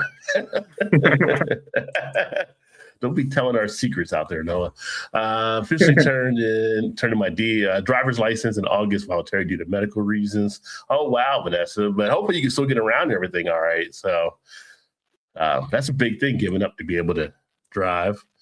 Yeah, no kidding. Depends on the version of Bourbon County. Well, I was talking about just the main version of Bourbon County, but yeah, the variants, because they're always changing, a little bit harder to actually do. So the chai version was depends inducing. Yeah, the chai version of the BCBS. Chai is a weird type thing for some people. I've had some I've liked chai, and some it's like not really feeling it. Yeah. No, the chai Bourbon County wasn't terrible. It wasn't bad. It wasn't great. I mean, it wasn't the best, but it wasn't bad. Yeah. Brains zombie dust. Zombie dust readily available. See, that's a good one there too.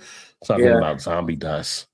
Then let's see here. What else can we throw out there? How about we'll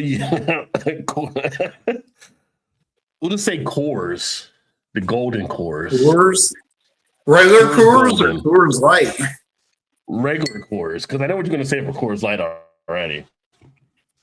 I used it before. I'm thinking, maybe I'm wrong. I was thinking Coors. I'm thinking of Burt Reynolds. You know, you say that, but for me, I do think Smokey and the Bandit when I think Coors. No, that's what I'm saying. Yeah, that's what I'm saying. Yes. In the movie. That's what I'm saying. Yeah, Smokey and the Bandit. That'd be better. Yes. But I'm thinking Burt Reynolds for that movie. Yes. For that movie, for sure. Yes. Yeah. Yeah. For all the youngsters out there that may not seen Smokey and the Bandit, but back in the day, they were bootlegging Coors from Texas to Florida. And somebody said, why would they be bootlegging Coors from, well, back in the 70s, right. Coors was seen as that badass beer that only certain states could have and other states wanted it. Had to do what you had to do. England. Yeah, so that's what they were bootlegging. They didn't bootleg Bud. Right. They were bootlegging Coors. Don't do the next one yet. I gotta go get a charging cord because my Okay. tablet's about to die. So I'll be right back. Okay. Let's see, VA docs. Hopefully that gets you the mobility that you don't lose anything there. But I guess with the nerve type stuff, it might make it hard to drive then. So that sucks. But the thing is, Vanessa, you're still beating the odds that you were given against before. You're still here with us, which we love. So just keep moving forward, my friend. Coors, and then Ryan just said banquet. Well, what's Coors banquet though? So I feel like you're kind of just cheating there a little bit, Ryan. Just a little bit. I'm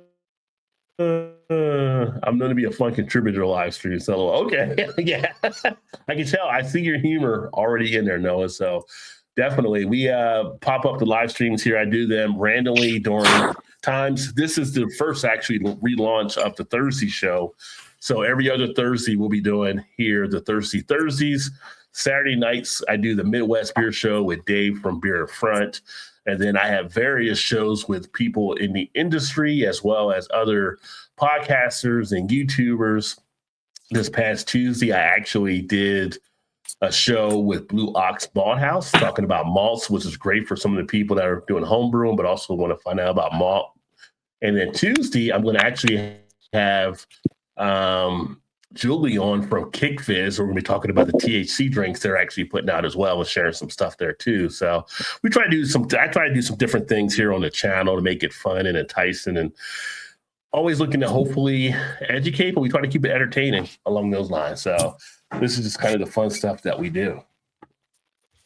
Coors is like Miller. Damn, it's hard to drink that shit. Well, and it depends what you're doing. If you're doing like a lawnmower beer, you want something to just chug real quick because you're tired or whatever, yeah, Coors can definitely do that. I would drink Coors more than I would drink Bud, more than I would probably drink Coors, but I'm going to say Coors and Miller High Life would be tough for me to get. Like those would be more competitive, but both of them I would drink before Bud. For me. Visited the Coors Brewery in April 87 when I was sent there on the TDY doing a Black-footed ferret research study. I didn't know there were different types of ferrets. Guess my lawnmower beer. Well, I'm sure it's Dragon's Milk, Vanessa, because everything is Dragon's Milk for Vanessa.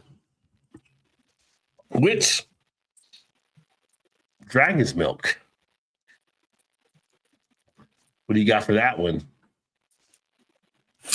Dragon's Milk? Just the original?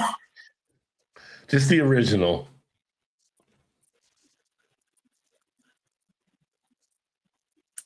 Solid. Oh, solid. As a rock. Old song from back in the day, folks. Right. Google them. Look, when you Google Signetti, Google Aspert and Simpson. Signetti says, I win. Google me. That's like that. That was just like a cold ass line. Can I just say that's some cold, put your kahunas on the table type thing to say, like, I just win. Google me. Like, who does that? Who does that?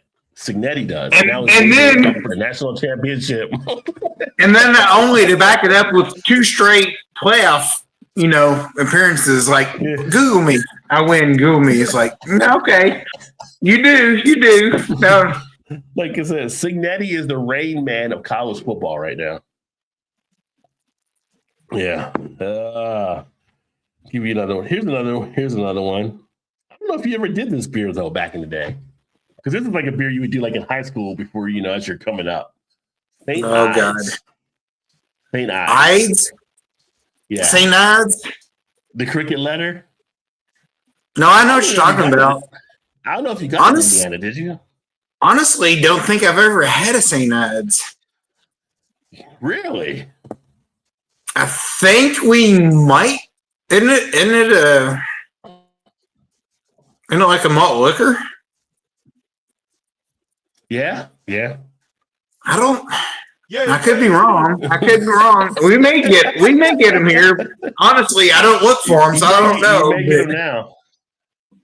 You may get them now, but yeah, you may not got them back in the day though, because they were, out in South Central, and then all right. So you can get them like in the East, you get them in the West. So, well, we can go. We don't want to start singing now. We can start singing from that point on. So we're not doing that. Not tonight, anyway. Yeah. So everybody at our local brewery's watching. So it's like, if somebody knows, can we get St. Ads in Indiana here? I'm not sure. I've never looked for it, or do I tend to? So I don't know. And St. Ides actually just came out with the THC drink, which is funny. Oh, breakfast stout. Who's that from? Well, that's that mix pack that my cousin Pat got me. It's the same. Oh, from an Aldi thing. Okay. Yeah. 4.2. You're going lower ABV. 4.2. Is that right? It is 4. Yeah, it is 4.2. There you go. I just grabbed 3 of them. This probably should have been the one I started with, but whatever. It's fine. Doesn't matter. Oh, we know, Vanessa. Dragon's Milk is your favorite. We know. A farmer had some ferret pelts on his farm fence. From there, we learned active Blackfoot colonies. I didn't even know there was a Blackfoot ferret. Breakfast stout, yum. Maple stout soon. Maple syrup harvest incoming. Yeah, I just had a maple syrup. One of the reviews I just did was a maple syrup stout, and it was really good. I don't know why they had the baby cans. It was the one I did from the FCBS 10, but the beer was. But was it pure Canadian maple though syrup? No, it was pure Wisconsin maple, which I was like, I didn't know Wisconsin had their own pure maple. I'm like, they're holding back on the other 49 states. Never heard of that. Now I gotta see. Never heard of Wisconsin maple. Yeah, I feel like we had to do a comparison just to see. When I was living in Cali working for Roblox, so there was this beer I often enjoy, Sapporo. Yeah, damn good stuff. Japan's old beer. I have Sapporo. The times I have Sapporo are usually when I'm at a sushi bar or a hibachi grill, because I don't really think about it outside of that. But that's like the beer they'll actually usually have there. Very Sapporo true. Is basically like a Japanese macro, but it's a decent beer. So that's very true. It ain't bad. Yeah. It ain't bad. Can't beat a maple stout. Yeah, maple stouts are. I don't know if you saw this one, Vanessa, because you weren't the Midwest Beer Show that I did Saturday. Rod has to dive into one of his 4 beer fridges there in the room. So me and Ryan and Matt, Cincy Brew Dads, Ryan that's here in the chat, we were at Nine Giant. Like I launched a video today, and I had met the owner last year at the event, but he actually provided me with a beer to check out. I had one of these as part of the flight on the video I did. It is the Candy Floss, but this one is actually gingerbread and cupcakes. So I'm going to do a review on this beer upcoming. But let me give you a rundown on this beer. Molasses. Sounds like it'd be sweet. Yeah, it's definitely a pastry stout. Molasses, vanilla beans, ginger, clove, cinnamon, milk sugar, and peppermint. On the back, it's 60% bourbon barrel pastry stout, 25% wheated bourbon barrel Russian Imperial Stout, and then 25% maple bourbon barrel Imperial Stout. So wait, how many percentages we got here? That's 100%, 13.2. So you have like everything but the kitchen sink. 50, 25, and 25. Now, I had the Candy Floss when we did the video, which was the maple bourbon. This one is offset by the use of the candy cane that they put into this one. And the maple, if you didn't see the video I released today, check it out. It's the last beer of the flight, and it was so tasty, so phenomenal. Dangerous because you were barely picking up anything of that 13% ABV. So it was one of those ones you had to be careful of, but I'm looking forward to actually doing this. And this is a Nine Giant Brewing. And again, for those in Cincinnati that watch or listen back on the podcast, the Fermentorium, they do special batch Todd, you would love this place because this is like Braxton Labs that we went to. They do all the small batch type and experimental stuff. Because Braxton Just Labs as good as or better than you think. It was my first time going there, but honestly, probably a little bit better because Braxton Labs they get the dark charges and stuff, which are solid. But they did some other stuff off it. I think Nine Giants are a little bit more. I think they're doing a little bit more because the ones we had on the flight and different stuff you can get there, it was just like you had to make sure you knew what you were drinking and not drink too much because you had to drive home or however you had to get out of that place. You could easily get just enamored with all the beers that were there. I feel like now you have to send me one just so I can taste it for sure, just to see. Yeah. Just to make sure you're not lying. You know what I'm saying? Just to make sure. Just keep you on your toes.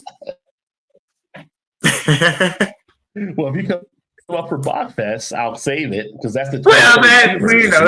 That's true. Fair enough. I mean, it's Yeah. And you're gonna say like, damn it, Todd, you're only like an hour and a half away, so you can just drive down and get one. So. Right. No, it was just like it was just so tasty. Like you said, Will Ferrell, the way it hits your lips, that's how good it was. Right. Ryan said, yeah, part 1 of our 9-time brew pub review will be released on Saturday. Part 2 of the Fermentorium with special guest star Rod J, released 125, I believe. So we shot a video together. We went down there going through the beers and stuff. So it was a fun time. I mean, I'm not gonna lie, we got some good stuff happening in Cincinnati. We're still not seen as the big city map for people to check out, which I'm like, because I don't want a lot of people flooded in here that like the beer geeks, but we're doing all right. So I know I need to get back into reviewing and posting some shit because I ain't done anything forever. Yeah.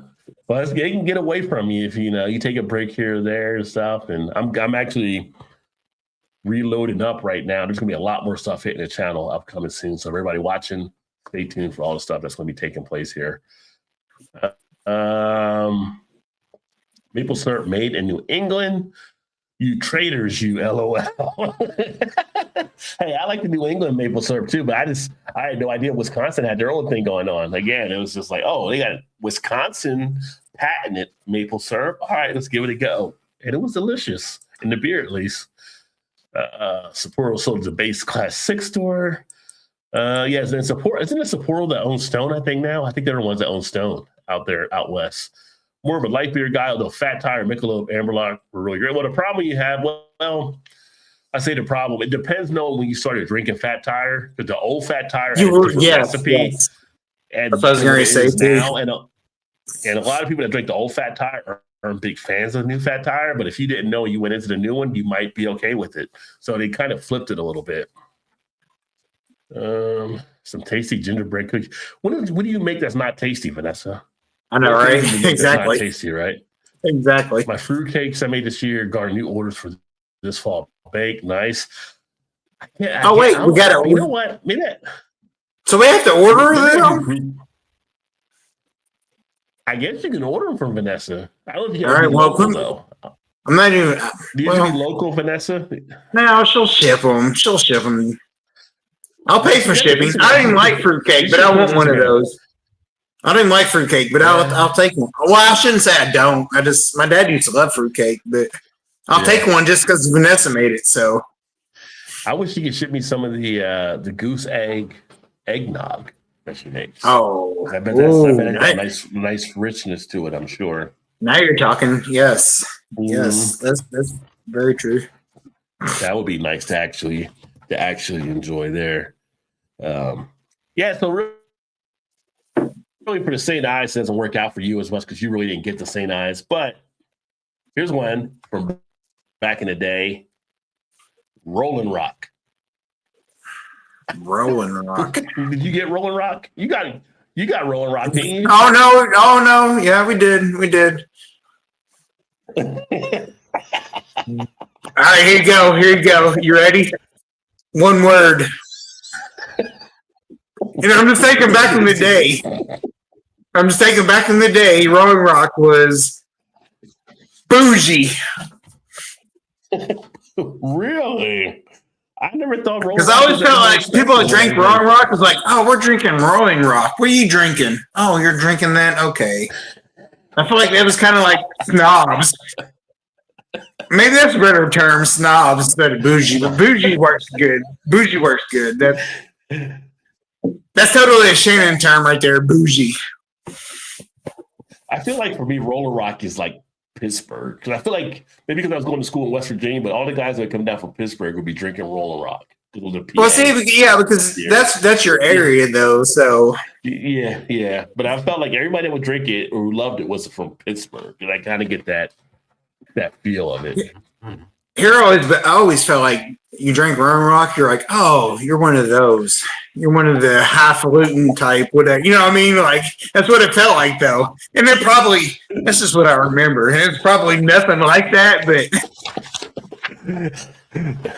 you know, you're saying that I'm laughing because I'm thinking we were doing the fried bologna poll, which Shannon loves when we bring up the fried bologna story.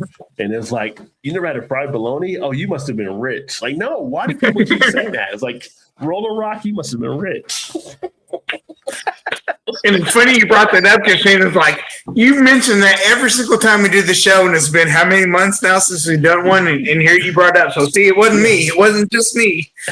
It's probably years now that we bring it up. I mean, the fried bologna is going to be around. It's part of the fabric that makes the show at this point. But here's the question is, are you still eating fried bologna, or no, it was just a one-time thing and I'm not doing it again? No, I haven't really gone back to it at all. But if I was like at a restaurant and it was like something on the thing, I might pick it up. You know what? I take that back. We have a place here. It's called Swenson's. And I did try it one time when we moved back to Cincinnati when we got to do DoorDash. Wasn't as impressed with it, but since then I haven't had it anymore since then.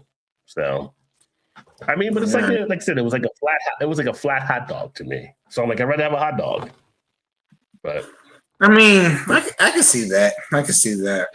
But you go to some of these restaurants, they get the thick cut and they put all the stuff on it. I would definitely try some of the other stuff for sure. I wouldn't say I'm a hater against it. I just never had to go back to it, which was going to be another question that I was going to ask for tonight as well for you and for all the people watching. What is, and I hate to use the word struggle, but it seems to be a commonplace word. What is the one struggle food that you ate that you still find enjoyable today, that you still love to eat? And I feel like struggle food is such a bad term, but I feel like that's what people use. So, no, I get it. I'm gonna say, man, I still like it today, and I still fix it. I feel like you got it, but you don't want to say it. No, I do. No, I'm going totally because I still eat it today because I like it. It's good. They're like Spam. Spam, okay. So Spam is still one that has that spot in your heart that you still like to enjoy. Okay. But you gotta fry it though. You gotta put it in a skillet and get a little toasty on each side, and it's so good. And Shannon looks at me and she's like, really? Like you don't have to eat it? I was like, no, but I like it. I'm gonna eat it anyway. I don't care. Now, do you get cravings for it at all, or like sometimes like you know what? I just like to have a Spam sandwich tonight. I don't. Okay. No, I don't. I wouldn't say cravings. Sometimes when I go grocery shopping and I see it, I'm like, oh, I ain't had that for a while. I'm gonna get that again. And just and it's been now they make like all kinds of different flavors of Spam. It's like bacon flavored, jalapeno, like it's all kinds of craziness now. See, now is bougie. Right, exactly. Yes. Yeah. For those of y'all watching, drop a comment. Like, what is the one, if you had a struggle food back in the day that you still like to enjoy to this day? I think for me, because I'll eat a hot dog here and there. Like, I don't know if hot dogs considered struggle food. I think at one point it kind of was, but for me, I would almost say, although the price of beef has went up, Sloppy Joe. I always love a good Sloppy Joe. I don't know why, but it's beef and sauce, and I just like that's all I need. That's all I need right now. You said that makes me think of Adam Sandler. Sloppy Joe, Sloppy Joe. And I don't know if Sloppy Joe was considered a struggle food. I mean, it's an easy type thing. And then the other side of it, what is a struggle food that you can't tolerate to eat now that you had to maybe eat growing up. And I can tell you on my hand, it was hamburger helper. Somebody mentions hamburger helper, and this is like, this really? like, no, see, yeah, I cannot. I like some hamburger helper, so. Ooh.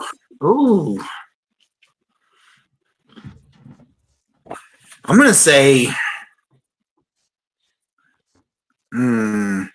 meatloaf. Really? You don't like meatloaf now? Like you just? No, I really didn't eat it much as a kid either. I didn't care much for it as a kid even. So, but yeah, so it's still kind of like, yeah, I don't know. And I probably like it more than I did then, I would say, but still not eating meatloaf. Now, is meatloaf considered a struggle? Is meatloaf considered a struggle? That a meal? That's what I'm wondering. I feel like a lot of people I don't. I mean, meatloaf. I mean, it was a pound of hamburger, so it couldn't be much cheaper than that, right? No, it was a cheap meal. I mean, you had to form it and stuff, whatever. But I don't know. Maybe not. Maybe I was bougie like that. I'm not sure. Where's your mom? Where's Peggy at on that? We need to ask her. But I know, right? Yeah. No, she was because she used to always like fix something separate from meatloaf for me, just for that reason. Yeah. I mentioned hamburger helper, but I will say one thing. This is something the younger generations after Gen X haven't had to deal with. The millennials, I don't think they had to deal with it. I could be wrong. But the Gen Zs, the Alphas, the Gen Ys, whatever like that we had to deal with, that's the last generation, that's Generation X, freaking any type of casserole. I did not like any of the casseroles. Casseroles were huge for us growing up as part of Gen X, and they got rid of it. They That's probably so true. Yeah. I mean, and everybody had like the Pyrex white dishes where they were served the casserole out, hit the glass off, like, it was a magic trick. Like, ooh. Because our daughter would be like, what's a casserole? What's a casserole? What is that? Yeah. Like, oh, that's where you took everything in the refrigerator and just threw it together, and here you go. This is what you're having. So for the younger generations, we took that bullet for you as the last stuff of Gen X, and they were finally like, maybe we don't do these casseroles anymore. Yeah, because Gen X, I think us growing up as Gen X, no way we're serving this to our kid. We had nightmares about the casseroles. But do you think it was kind of like a fancy way to say, like, all right, here's your green beans casserole?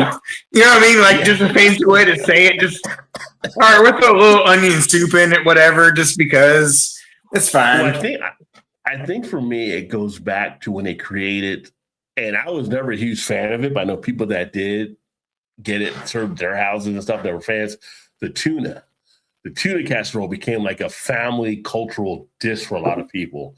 I've never been a big fan of the tuna casserole at all. Again, this goes back into probably the hamburger helper type things, but hamburger a little bit better than dealing with the tuna. And if you need a tuna helper out there, which I never needed to know why they ever made that type of brand, but the tuna casserole, the chicken casserole, whatever they were getting, like once they became casserole associated with it, it was like, no, just shut it down, shut it all down. I'm out. I'm out. Yeah. But the younger generations don't have to deal with that, I don't think. Thanks to Gen X on that one. Let's see here.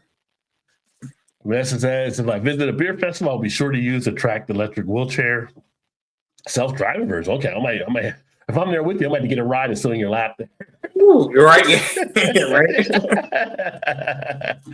Well, we appreciate that, Vanessa. And miss me, Shannon, and Todd as well. Miss you too, Vanessa.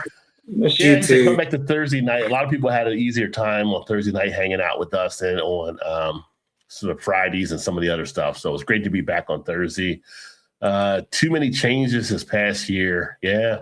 A lot of people believe that. I was talking to one of my people earlier today, and I said, well, hopefully you're off to a good start in the new year. She's like, yeah, because 2025 kick rocks on that year. That year just sucks. It just sucks. So, yeah, I'm with you. So, hopefully I feel like that's what everybody says every single New Year's, like, last year sucked. Hopefully this is, and then this is like, oh, last year sucked all over again. But I feel like that's just the society we're in now. It's like every year sucks. So just deal with it, I guess, you know? Yeah. I'm just looking for the year when I hit the Powerball because that year won't suck. So I know, right? Yeah. And when you do, don't forget about your friends. Oh, definitely not. Yeah. Just saying. Just saying. Little something. Yeah. You're right. Yeah. Both fruitcakes this fall. You must keep it stored on the shelf until Thanksgiving. 8 weeks post being made. Oh, okay. So you save it for 2 months, basically. All right. Well, yeah. It's like I can do that. I mean, it's so funny. I told Shane, like, I guess when we were doing the live stream a few weeks ago, whatever, I finally finished all that bacon he brought up. I was like, dude, like, you brought like me and Todd like 10 pounds of bacon. Like, he's like, you still got bacon left? Like, I had to freeze like fucking 2/3 of it at one point just because it was so much bacon. Like, how much bacon do you think we can eat here? I mean, I love bacon. Don't get me wrong. I vacuum sealed it. I vacuum sealed it, but we've been done with it for a while now. So I'm just saying, what's taking me so long, Rod? What's taking me so long? Yeah, it's too much bacon. You probably get some of the bacon the dogs there, though. So I need to reach out to him. He's like, hey, we need some more of that bacon. Bring some more of that bacon. Yeah. Be like Dave Chappelle. You got any more of that maple bacon up there in Canada? Get any more of that bacon you can spend down? It's not, hey. Oh, well, thank you, Vanessa. She'll add us both to the list to ship them to. Well, thank you. I don't really have a go-to beer, Noah, because I actually try to drink all the different beers I can actually do. If there's any time I have anything that might be something, I would say, well, as Todd knows, when March comes around, sometimes I grab like a 6-pack of Oberon just because to me, that's like the opening of spring. It's become like a tradition to grab some Oberon to enjoy in spring when it comes out.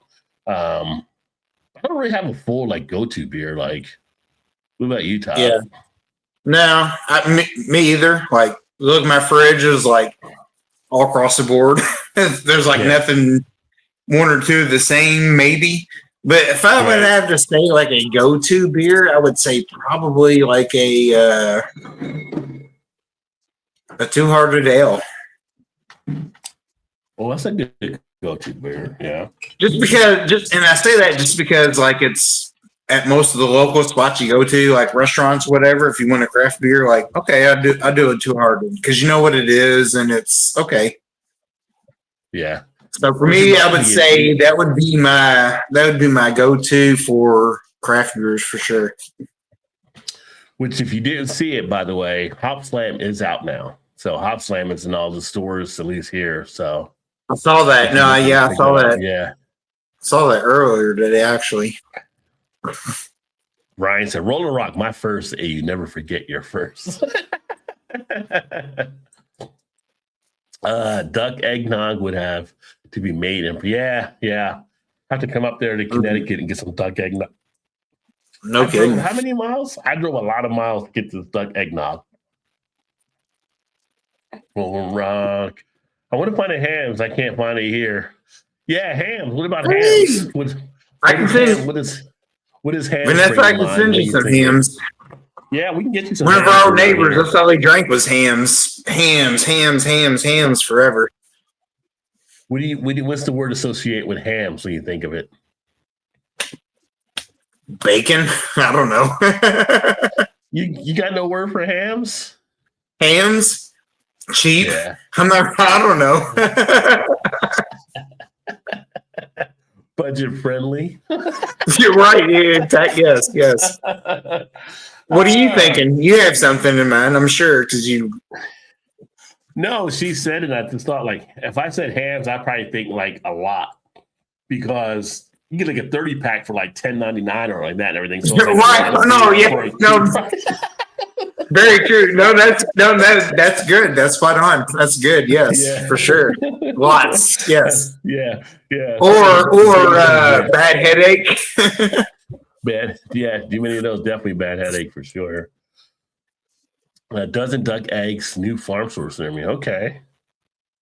Fried bologna, smoke it over pecan wood fry. I don't know if people have recipes for fried bologna, which is awesome. Right? See, now Vanessa's like bougieing it up right there, like, oh, let's smoke it over some pecan wood. You got the pecan wood over here? I can't fuck with you. You got the pecan wood, yeah. And don't get me wrong, I'm not hating it. I'd love to try it.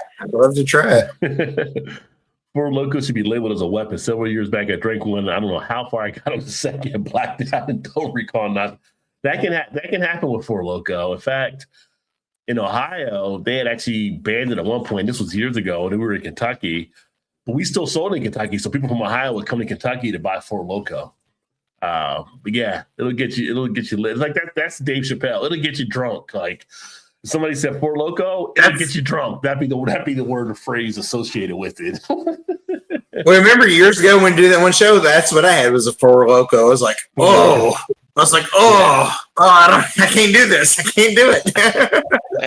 I was like, man, no offense, but like you have to be really bad off to do a Four Loko, I think. Yeah, like how hard did the world kick you in the nuts that you're drinking Four Loko? Yeah, right. Like, oh. And the poor Shannon doing the Mad Dog. So yeah. Oh boy, yeah. One sip of it's like, nope, I'm out.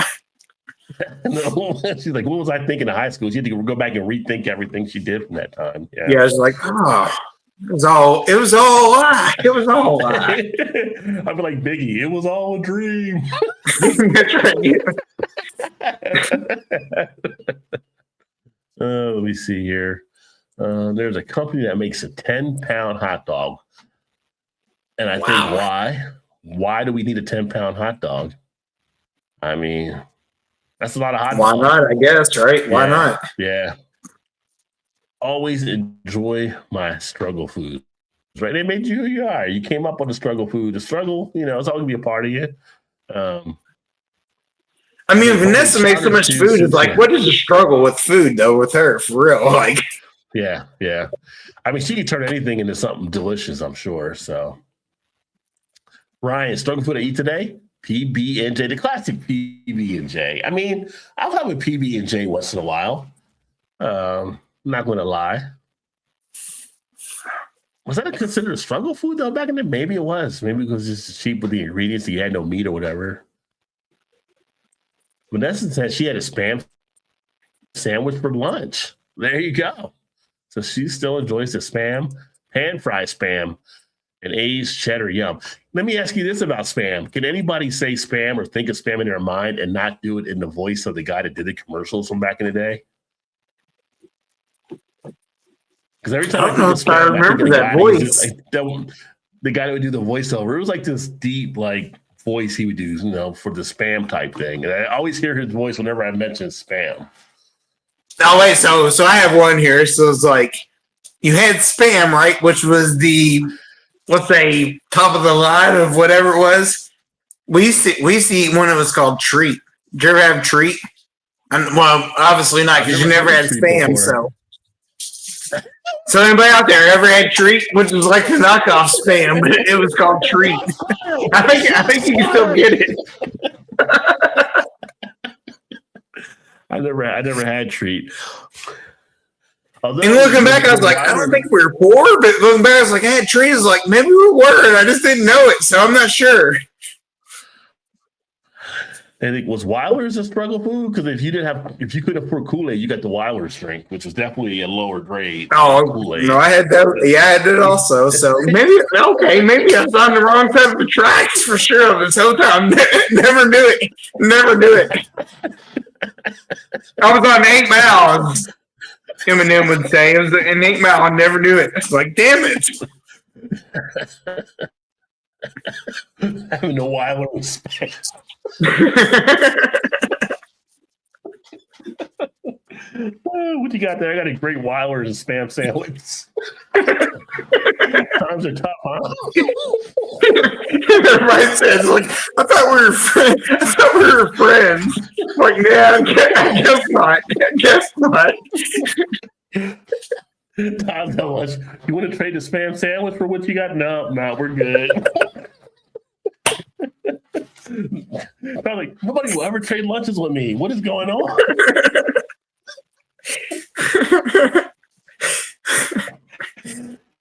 Oh shit! Maybe that's why everybody asks, like, today peanut butter and jelly day. It's like, oh, didn't realize the 10 was like, oh, maybe it was. Okay, I get it. So you want to trade now, but not any other day. It's like, nope. Like, you want my spam sandwich? No, I'm good with my mail one. I'm good. Thank you. I can't even get the mail sandwich for the spam sandwich. It's just mayonnaise on there. Yeah, but it ain't spam. Oh, shit. Oh, my gosh. So much coming to light now. It's like so much is coming to light. Like, damn it. Yeah. All about spam sandwiches and No, I'm like a human garbage disposal. I eat nothing to struggle food. I eat anything, LOL. And I'm somehow not obese. Well, you're still young, so you're still burning calories, just doing shit. yeah, just wait. Yeah, I was gonna say, just wait. It'll catch up. Pan fried spam and an aged cheddar. You know, yeah, she is. Yes, that's what I'm talking about right there. Pan fried spam, and yes, absolutely. Best struggle foods are MREs. So technically not a struggle, but the memories. Yeah, I mean, when you're in the military, they give you MREs, so it's not like it's kind of like a struggle type thing. Now, if you're out in the military and you're struggling, yeah, I can still get down with manwich. Yeah, I like a manwich. Just like, sometimes I'm in the store. I haven't had a manwich in a long time. Grab a can, grab some beef, grab some buns. You're set. Now, you can go ahead and do variants. You can put coleslaw on it. You can put different other things on it. I mean, but just the sandwich itself, and I'm using a good spot. I do make sloppy joes, a decent guard roll to gaff them on. You get fancy with it, though. Again, she's taking it to the next level. I was gonna say, all foods growing up were a struggle. I still eat them all. Real talk. Either y'all ever heard of cocoa wheats? No, but I feel like it's gonna be a knockoff of Cocoa Crisp, isn't it? I feel like that's what it's gonna be. that's what Jerry says. Like, no, not so much cocoa wheats, but yes, that's probably store brand, I'm sure, but it's probably still good, I'm sure.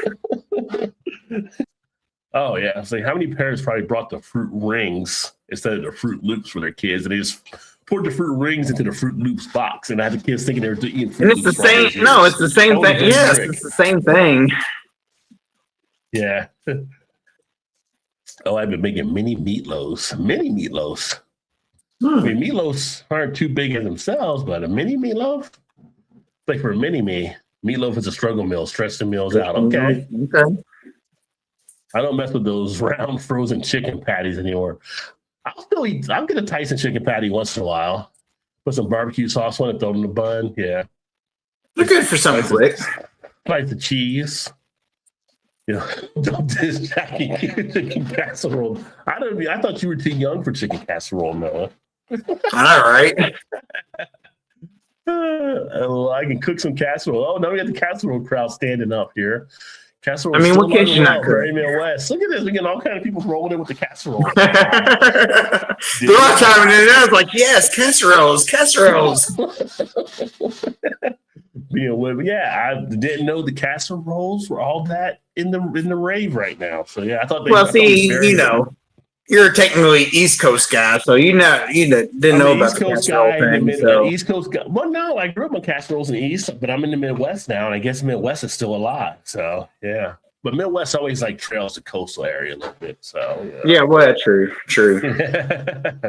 Do not make the green bean. Now I will say, of all the casseroles, the green bean casserole is the one I'm okay keeping around because that's great at Thanksgiving. Having a green bean casserole. It's the ones with the tuna and the different stuff. Like some people just throw stuff in and say a casserole. Like it doesn't even look like a casserole. You just you just threw stuff in. It's like a potluck type thing. But you start shit out of the fridge and be like, hey, we'll just call it a casserole. Who knows? Yeah, who knows? Yeah. Like who knows? Like surprise casserole. No, I don't want my tuna. I don't want no tuna in my mac and cheese. That gets into the tuna helper. That's the tuna helper at that point. Maybe, but I can be down with that. I could be down with that. Apparently, Harry's ready to eat whatever you guys are serving. He's like, nom. Whatever. Those on the tuna casserole, so damn good. All right. I do have casserole-related trauma, most likely. Yeah. And like I said, it bled over to the hamburger helper, just looking like a casserole. Breakfast. Oh yeah, shit on the shingle. That was the chip beef or whatever. Yeah. I didn't mind that back then we had that though. Yeah, shit on a shingle. Yeah, here you tap tax. You know what though? Here's the thing: you hit a Powerball for 100 million, and they tax it. And they say, well, you can only take 50 million or 47 million. I mean, I don't think you're going to be upset. I'm okay. Yeah, I'm okay with that. I don't care. I don't care. Even if it's like 3 million, I don't really give a shit. Like, it's okay. Yeah, that's fine. You get it for $1 million. You can take home 500,000. You're not going to be upset by it, really. You're right. Exactly. Yeah. You got to look at what you got versus what you lost and what you didn't have before. It's a whole different equation. Whole different equation. I feel like that's a song coming out right there. It just kept wrapped in aluminum foil in your pantry. The fruit cakes age well. Okay. See, Vanessa got the tips for us on the fruit cakes. Poured in her last one right now. Cut into it in March. She's aging it. I age beers. Fruit cake with beer? Like, okay. All right. Yeah, if you would at 1.7, you would take home. Well, maybe where you're at there, because Connecticut had some state taxes. Like here, when it was like 1.5 or 1.6 last time, it would have been like in Ohio, you would have got like 670 million or something. But yeah, you got to know the tax situation where you're at. Like in some states, if you're in Florida, you don't have state taxes. So, a little Black Label, early 70s, all my uncles drank the stuff, still tastes horrible. Yeah, I've heard a lot of stuff. I've never had Black Label, but I've heard about Black Label. Hams, pea soup. I make a yummy pea soup. Well, there you go. Cook with hams then. Yeah. Huge chili head, or y'all, so you should try Hellfire's Double Demand rebooted hot sauce. By far the hottest I've ever had. And you've done the one chip challenge. I've never done the one chip challenge. Me either. But I make beer chili when I make chili and stuff. So, but my mother-in-law, she loves it. When she comes up here, she asks my wife, "Is Robbie going to make the chili? Is he going to make the chili while I'm here?" Like, she loves the chili. So, and it gets eaten quick. But yeah, put some nice beer in there with the other ingredients I do. I can't tell you them all because I'm like Colonel Sanders. It's a locked up recipe. You can't know all the secret spices. That wouldn't be right. Energy drink. We'll give you none of the spices, but not all 11. Can't do all 11. Can't do all of them. Although I did do a video years ago on the channel for my beer chili. So you probably could go back and see some of the stuff. But I've changed it up since then. Drinks of the U.S. military. Energy drink plus alcohol plus caffeine. Yeah. Jolt, cola, and coffee. Yeah, you can't even get Jolt right anymore. I don't think any state has Jolt now. I think that was one of those foods they got banned from back in the day. Jolt, though, helped a lot of college kids get through cramming for finals. Yeah, Four Loko was the first time I ever tried it. Just wanted to see what was up, and I quickly found out, yeah, that's the FAFO drink, you know? We have Four Loko. That's gut-wrenching right there for sure. PB&J, peanut butter, and fluffernutter. Yes. Fam. Nothing wrong with that. Nothing wrong with that at all. These days. Yeah, Vanessa used to be a food inspector back in the day. She's seen some stuff. No, sorry, Todd. We're not broke like that. I'm just kidding. Hey, I'm with you, brother. I used to eat it all the time too. So I still do. So, you know. True definition of struggle foods. Grilled cheese with sliced tomato in it. I do like a nice grilled cheese sandwich. Now Vanessa's talking Shannon's territory. She like grilled cheese, tomato, or whatever, like noodles and tomatoes, or whatever it was, like macaroni and tomatoes or something. Her mom used to make all the time when she was growing up. I know it's like kind of out of the South from some of the people that have had it. I think EB told me, like Alan and like him and Erie, and them used to do it growing up. Like tomato and mayonnaise sandwiches were pretty popular from back in the day. I don't know if that's considered a struggle food or not, but it's just like tomato, mayonnaise. I guess you put like some salt and pepper on it, and people seem to still love those nowadays. See, I used to just eat a mayonnaise sandwich, no tomato. I just ate mayonnaise and bread. Yeah, well, we used to call it a wish sandwich back in the day because it was. But I look back, it's like, damn it, maybe we were that like that. Like you wish you had some meat back in the day. They called it a wish sandwich. Yeah. I had friends that used to drink sugar water. No Kool-Aid, no Weilers, just sugar and water. Sugar and water, yeah. And made it sweet, so it's all good. And they'd be like, "You want one?" Like, no, man, I'm watching my diabetes right now. But Wilford come knocking on your door, like, "Hey, what's going on in there?" I'm like, "How you just drink sugar and like you got no flavor in there?" But they would drink just sugar and water. I mean, and then I'm like, the sugar costs more than the damn pack of Kool-Aid. Like, you know, Right. get the pack of Kool-Aid and borrow the sugar from the neighbor. I don't know. I need a cup of sugar. Can you please have a cup? Canned corned beef and Spanish sandwich, 2 meats in 1 sandwich. I can't do anything with canned meats. That never really. I can never do that. Honestly, never had canned corned beef. I don't think. Yeah. Spam though, I'm all about Spam. I like some Spam, but schools had the vending machines and cigarette. But that wasn't just the 60s. That was up through like the 70s and I want to say slightly early 80s before they started getting rid of those. But I remember in school in the 70s and like early 80s when the teachers in the teachers' lounge would have a vending machine with cigarettes. yeah, I don't know about school, but I remember going to the bowling alleys when I was little and used to buy, cigarettes out of vending machines then. So, yeah. Right. Yeah, I remember It's that. probably in the early 80s, I'd say. Yeah. Yeah, I remember those there. They even did like a laundromat or something like that and everything. Yeah. But you didn't even have an ID. You just had that exact change. You didn't even need an ID if you went to one of those spots. Just put it in the vending machine. You're right. Yeah. Yeah. MREs developed during my early career was at the extreme cold weather inspector for the testing. Cocoa Wheats is the cream of wheat. Oh, cream of wheat steroids. So it's a cream of wheat knockoff. Okay. Right. Now I will say, growing up as a kid, I did like some cream of wheat. Didn't like oatmeal, but I'd eat some cream of wheat. Cocoa Puffs, puff wheat, puff rice mix, the non-colored cereal. Mini loaf pans, personal size meatloaves.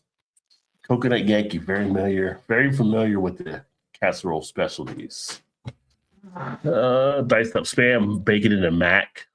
I guess that's a way you could do the Spam as well. Ooh, that sounds good. I'd get behind that. So you're saying casserole is like the dumpster of foods going out. Like, oh shit. Yeah. At a point it was back in the 70s and 80s where people were kind of like, what do I do with this? Yeah, right. Put it in a casserole. Yeah. Yeah. It's the same reason why you see some people when they go to people's houses and they ask who made the potato salad, because people will throw some shit in there. It's not supposed to be into it. Potato salad can be pretty particular for a lot of folks.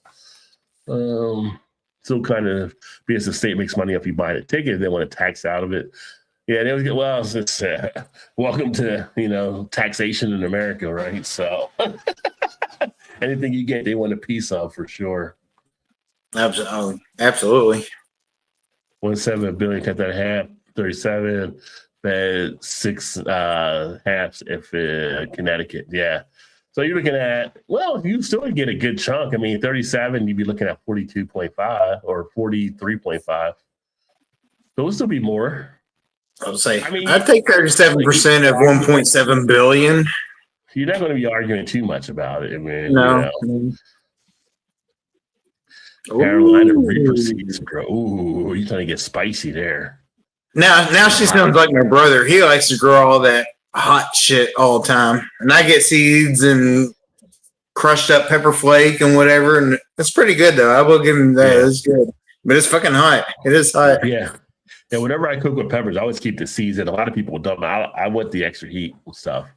But you start messing around with scorpions and messing around with ghosts, yeah, that can definitely have you sweating at the table. Jolt 2019. I didn't know that it went that far. I thought it was done like back in the 80s or 90s, rather. Currently perfecting bread bowls to add chili or chowders into. Oh, I do it, yeah. Have the bread bowl, eat the soup, then you eat the bread. Works out well. First job is the shade tobacco. That's when you learn how to roll the cigars, I think. Mestina cream of wheat and oatmeal always in stock here. Both space. We're actually, you mentioned Midwest. We're both actually in the Midwest. I'm in Ohio and Todd's over to Indiana. And now you get 1.5 billion to take 43 off of that. You end up with 37. No, that's right. You take 3% off of 1.7, you end up at like 6 something or 7.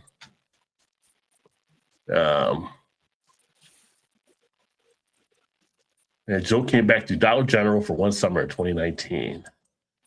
Okay. In Ohio, I'm in Ohio. Wow, right? Yeah, maybe that's why you got recommended here. But I'm in the Cincinnati area here, and then Todd's basically across from Louisville, down south of me, Connecticut, and there we go. So yeah, I'm gonna actually take a quick leak real quick. Are you good? You need to take a good bathroom break or anything? Well, I was gonna go grab another beer, so I'll do that, and I'll go grab a beer, and then we'll come back. How's that? You can do that, or I can put up the be right back type thing as well. So Well, there you go. I'll be like 5 seconds, so it won't take long. okay. Do that, and I'll be right back. Also, All right, we will be right back with everybody. Just take a little break. Stay tuned. And stay tuned. I was looking for, stay tuned, right? Yeah. So I'm going to go ahead and I was going to put it up here, but I don't see where the thing is right now. Where is it? I don't know. Maybe I don't have it on here. Go split up with the what's the kid on the Jimmy shit. Oh, there it is. I got it.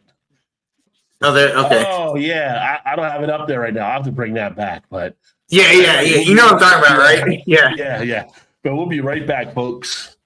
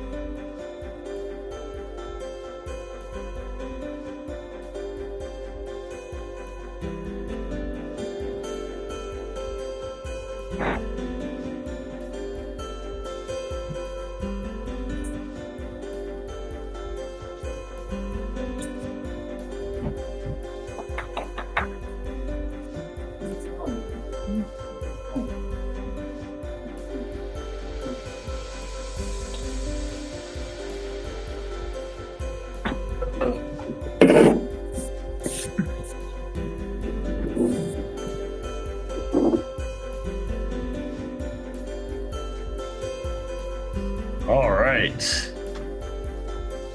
It's good timing right there. It was. That worked out well. I didn't realize the Be Right Back screen would cut off, though. So, all right. Good to know. No. Now you know. Yeah, now you know. I'm like, am I live? Am I back up there? Okay. So I'm going to crack open my nightcap beer here. And it's going to be one of the Bourbon counties as well. I will say it has made it a little bit more convenient getting a 4-pack of these. So speaking of Bourbon County. So are those the 12-ounce bottles? Is that what that is? They're 10 ounce. Oh, 10 ounce. Okay. Yeah, the little 10 ounce bottles. Yeah. So I think the guy, I don't know if he was kind of pissed at me because I saw what he did or what, but he kind of gave a sly grin, but he was kind of like, fuck, you kind of saw what I did there. Like, so I was at Kroger and I posted a video this weekend when I got like the Whiskey Rebellion from Warp Wing. I don't know if you saw that or not. Basically, they had it on tap at Kroger. It was like $8 for I know. I saw. Yeah, I saw your. I saw you post about that. Yes. Yeah. Well, there was a guy at the bar. I talked to him earlier there, but he was still at the bar just drinking away. And he asked the guy, well, how much can I get? How much would it be if I get that bottle of Goose Island? They had a chocolate praline solos under the bar. And the guy, usually if you get a standalone, you can pay $3 for it. Like you can go over to the make your own 6-pack and bring it back and you'll pay $3 for that can or whatever it may be. $2, $2.50, whatever the number is. And the guy pretty much sold it to him. And the total was like $270 something. For the 16.9 ounce of chocolate praline. Okay. I was like, I don't think he was supposed to do that, obviously, because they were selling them at $25 on the counter if you were buying take home. And I don't know if this guy knew him or whatever like that, because they've been talking a little bit here and there. And I was like, well, damn, that's a pretty good deal. So if I needed to go do some other stuff, I would get that as well. And he kind of was like, oh, you saw me do that. Like, you know, I got caught and called on him. And I'm like, I was just returning the glass from the drink I had. But I'm like, $3 to sit there and drink the chocolate praline stout. Like, dude, like, I don't know who might be looking for that in inventory, but you kind of really just undersold Kroger on that one. Yeah, no kidding. Yeah. Yeah. But let's see here. You must choose 20-year annuity or one half the jackpot. Is that for that's not how it is here. In Ohio. I don't know where you're looking at there, but that's it. Because you can do an annuity. You can do an annuity for life off the Powerball if you win it. Like someone just won a Powerball for, I think it was 1 million, and she took it like for lifetime payouts instead of the lump sum. So yeah, but here when we had the Powerball, it was like 670 million you're going to get off of it when they were doing it at the time. Yes, sir. Everybody's got to relieve themselves at some point, right? So kind of worked out. I'll have to put that, we'll be right back on the loop there next time. But yeah, it's kind of nice. StreamYard giving us the tools to be able to have some cool stuff. So, okay, intermission, right? Yeah, we're getting fancy over here. Hey, it happens. It happens. A little longer than a Quentin Tarantino film, but not as long as a Martin Scorsese. So, right. Yeah, there you go. Shrinkflation 10 ounce. No, it's not that. You get a 4-pack of 10 ounce versus just a 1 16 ounce on the base version. So essentially, you're paying for 2 bottles because you're looking at 40 ounces at like $24, where before it would have been like anywhere between 10 to 12 or 13 for 1 bottle. So you're kind of getting 2 bottles almost of it. Was 2 bottles would be 32 ounces, where you're getting a 4 for 40 ounces. So it kind of works out better to the advantage of the purchasing it. Plus, if you don't want to get slammed with a 14-ounce beer ABV, you can get a smaller bottle and not take the biggest hit, a bigger hit that way. So it works out well. It's actually a nice little play they did with that one. That actually is. Yeah, I like that. I like that a lot. But all the other variants are still the 16.9. Notice that I raced dirt track, raced in Indiana before. What is up with this shitty roads and constant stoplights? Yeah, Todd. Yeah, Mr. Road Commissioner. What is up with that? That's a good question, because I always think the same thing. It's like, what are our taxes going to? It's totally true. It's totally true. It's like every highway is always under construction. It's like, I have no idea what's going on. It's like, this fucking sucks. If you're traveling in Indiana, don't do it. Don't do it. You know what's funny? When we came down last year, and I think we went a different way to go to your house than a different way that we came back. Because I was just following like the GPS. Back, and they sent us a bill like for the Easy Pass or whatever. For the tolls? I didn't realize we were on a toll thing, but it was only one way. So one way we got there without a toll, and another way we must have picked up a toll. So you know what that probably was? So you probably went. So there's 2 bridges here that's not tolled. One takes you directly downtown, right into the city. There was one that we took right there by the hotel. We came over, right? And then there's one that's kind of like on the, let's say, I guess that would be the west end of the state. That's kind of free also. But the other ones are all tolled. It was and one downtown, you could have easily came back across that bridge that was tolled back to our house for sure. So it could have been one of those. Yeah. Yeah, it's kind of crazy. I know the one downtown we came over was like one of the bigger bridges. So we did that at one point, and then I can't remember the other one that we went over, but because when we went to the Bot Fest, we came over the one.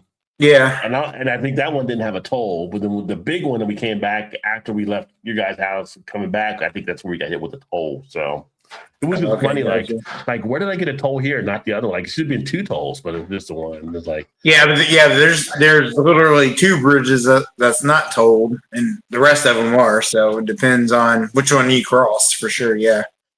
I didn't even see any toll signs though. That's the thing. Like that's kind of shady. Like usually just I know. They'll tell you it's toll, and like And it doesn't. you're on the toll road. Yeah. Yeah, they're shady like that around here. They don't tell you that shit. It's like, no, cross at Novus. Like, cross at your own risk. It's like, son of a bitch.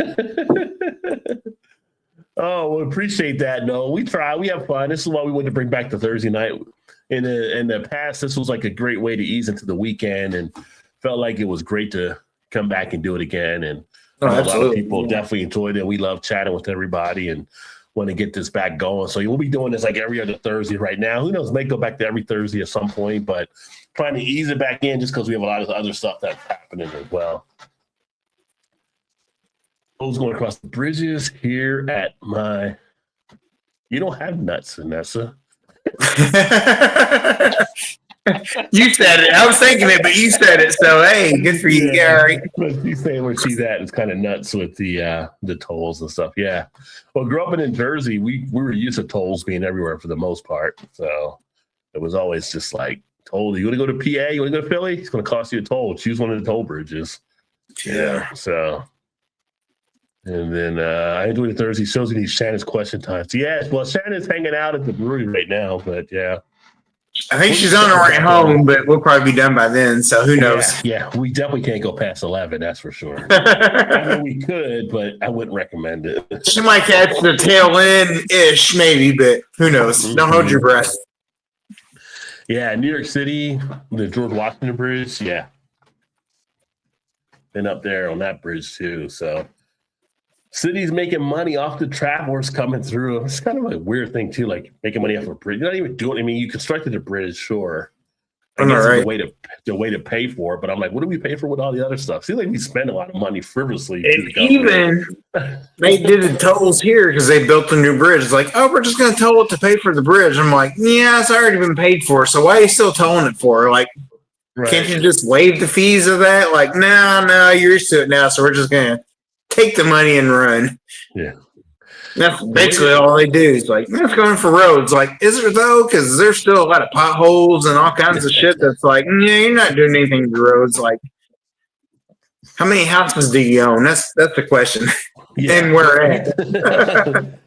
Well, some of the governments are like, the mob. And, we in Cincinnati, people don't even like the Bengals a lot of times, but yet their tax money goes to the stadium. Like, why? We don't even like the Bengals. Why do we got to pay? Yeah, right. Like, if you're going to fund a team, at least make them win. At least something.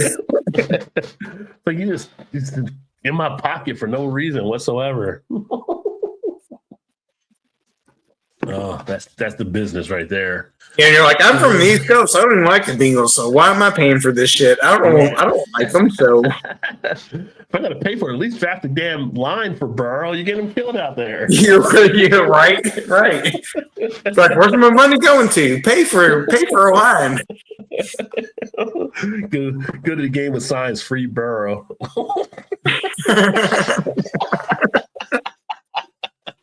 Free Burrow. That's good. I feel that my younger brother's woman got a hell of a follow on TikTok. I've been on the lives before she gets pissed because people love me more than her. Hey, she shouldn't, because it's all engagement. If you're bringing people into her live stream, that's awesome. So, yeah, it should be a fun environment.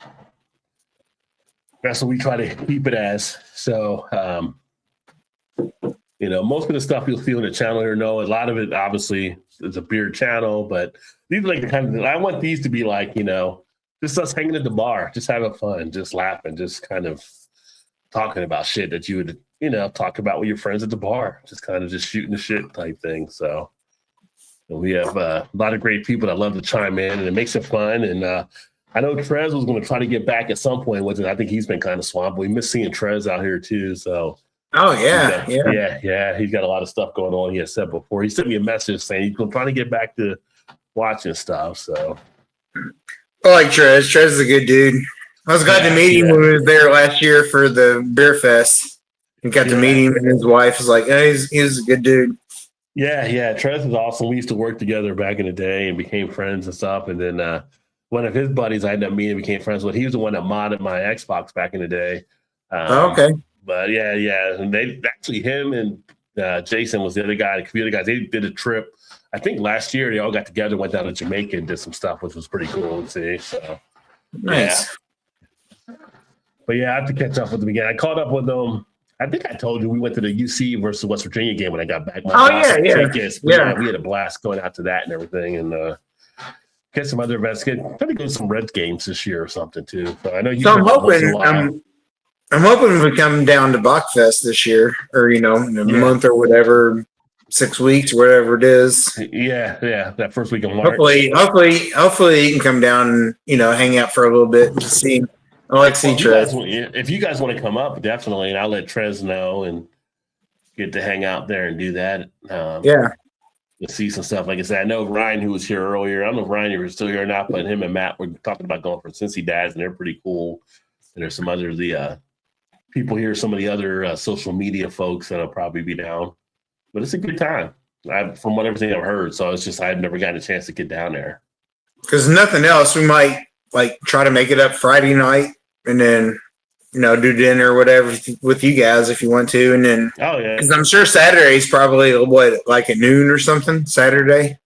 Well, Saturday or the Bachfest. Oh, you said it's Friday, Saturday, Sunday. Saturday, Sunday. They have events Friday, Saturday, Sunday, but like Saturday and Sunday, I think they start early, like with breakfast type stuff and things. Oh, like that okay. So yeah.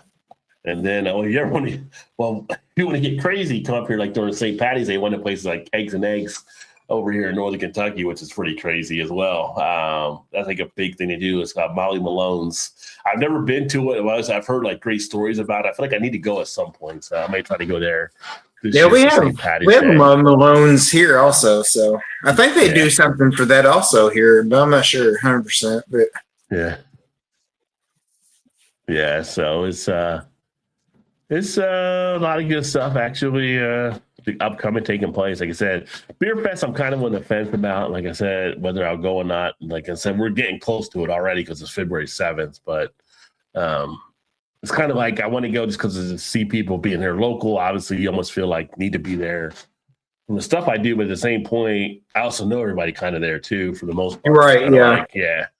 And as much as I like the Beer Fest, that was awesome. I've been there, done it a couple of times. I'd like to do the Bachfest probably.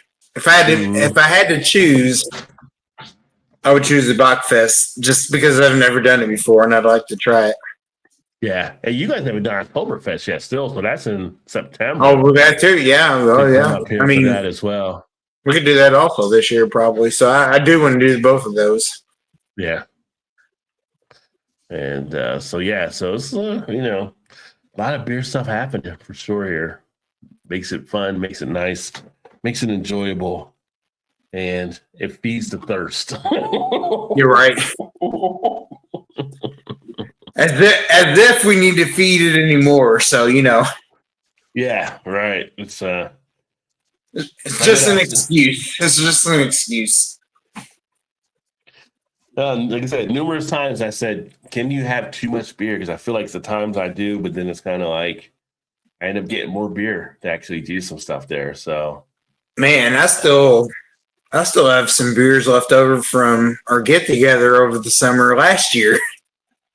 I bet. Because I had so much beer. I was like, I just, I rarely drink at home except for since we ain't done the Thursday nights forever. It's like, that's the only time I, get to, I shouldn't say only time, but most of the time to drink craft beers and stuff was, hang out with you and whatever. It's like, we ain't done it forever. It's like, I got a shit ton of beer still from July in South Carolina that we had. Yeah. You know how it is, like the shares or whatever. Everybody's like, hey, take some home from whatever. It's like, okay, all right. It's like I still got a Yeah. fridge full of that stuff. I'm like,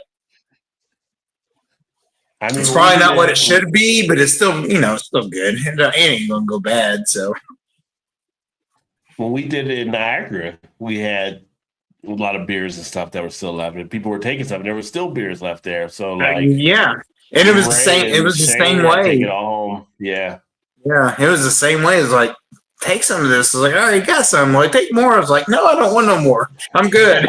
I'm good.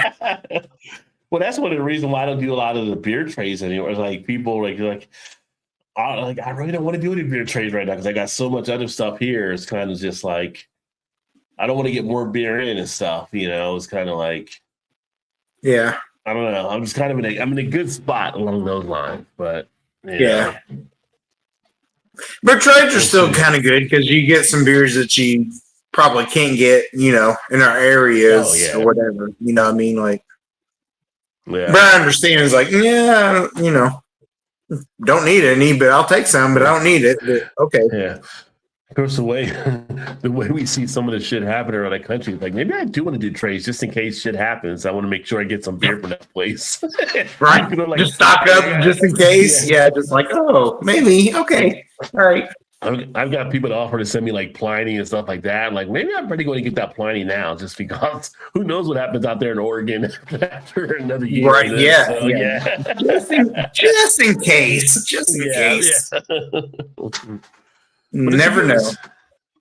It's good to have friends around the country, and it's good to have that connect there. So right. But yeah.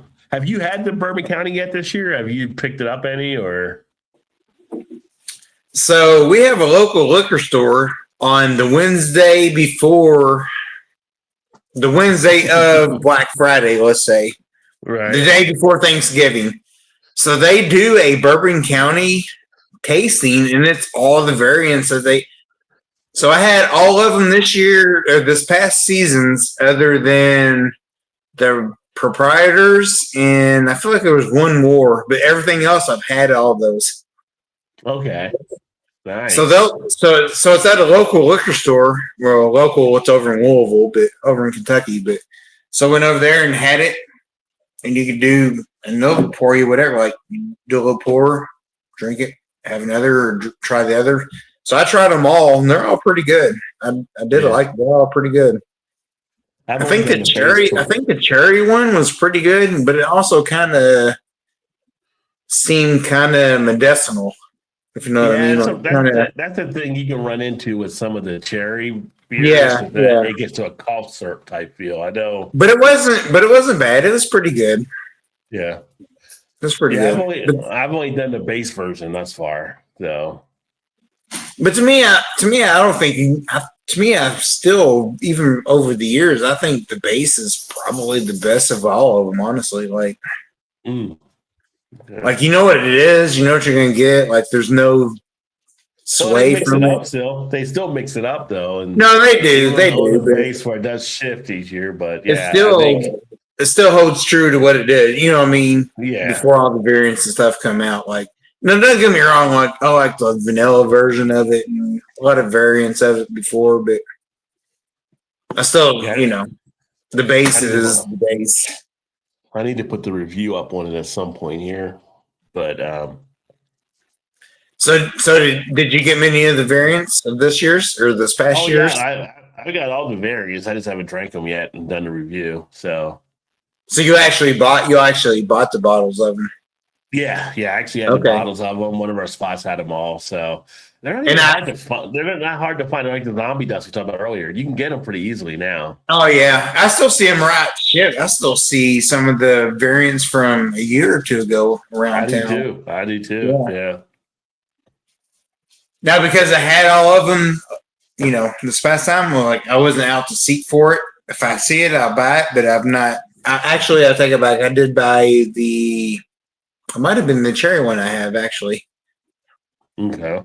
I may have bought the cherry one. I can't remember now. I have to go look and see what it was. But since I had them all, I was like, I just want to try them. I don't care if I have a whole bottle of it, because if I have a whole bottle of it, it's kind of like you drink it all or you need to share it. You know what I mean? Like, yeah.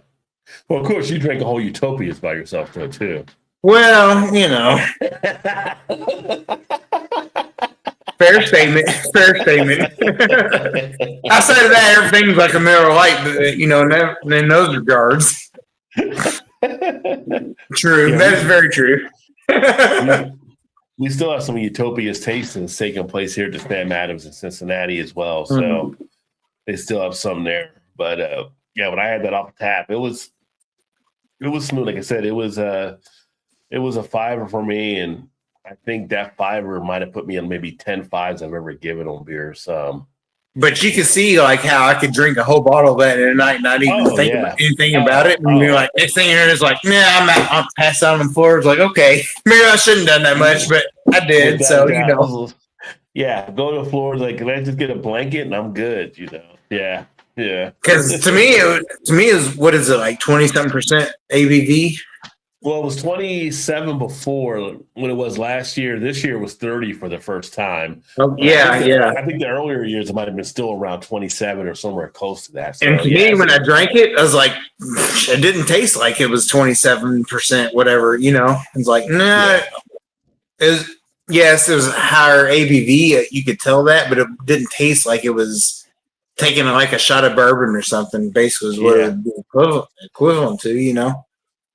Yeah, I think that at 27% was probably, if I'm thinking of it right, that was probably more ABV than like the coffee tequila we're talking about. I think the coffee tequila was like 20% ABV. So. Oh yeah. No. Because it wasn't as high as I thought it would have been. The tequila for sure. Yeah, or the vodka. No, it was tequila. Yeah.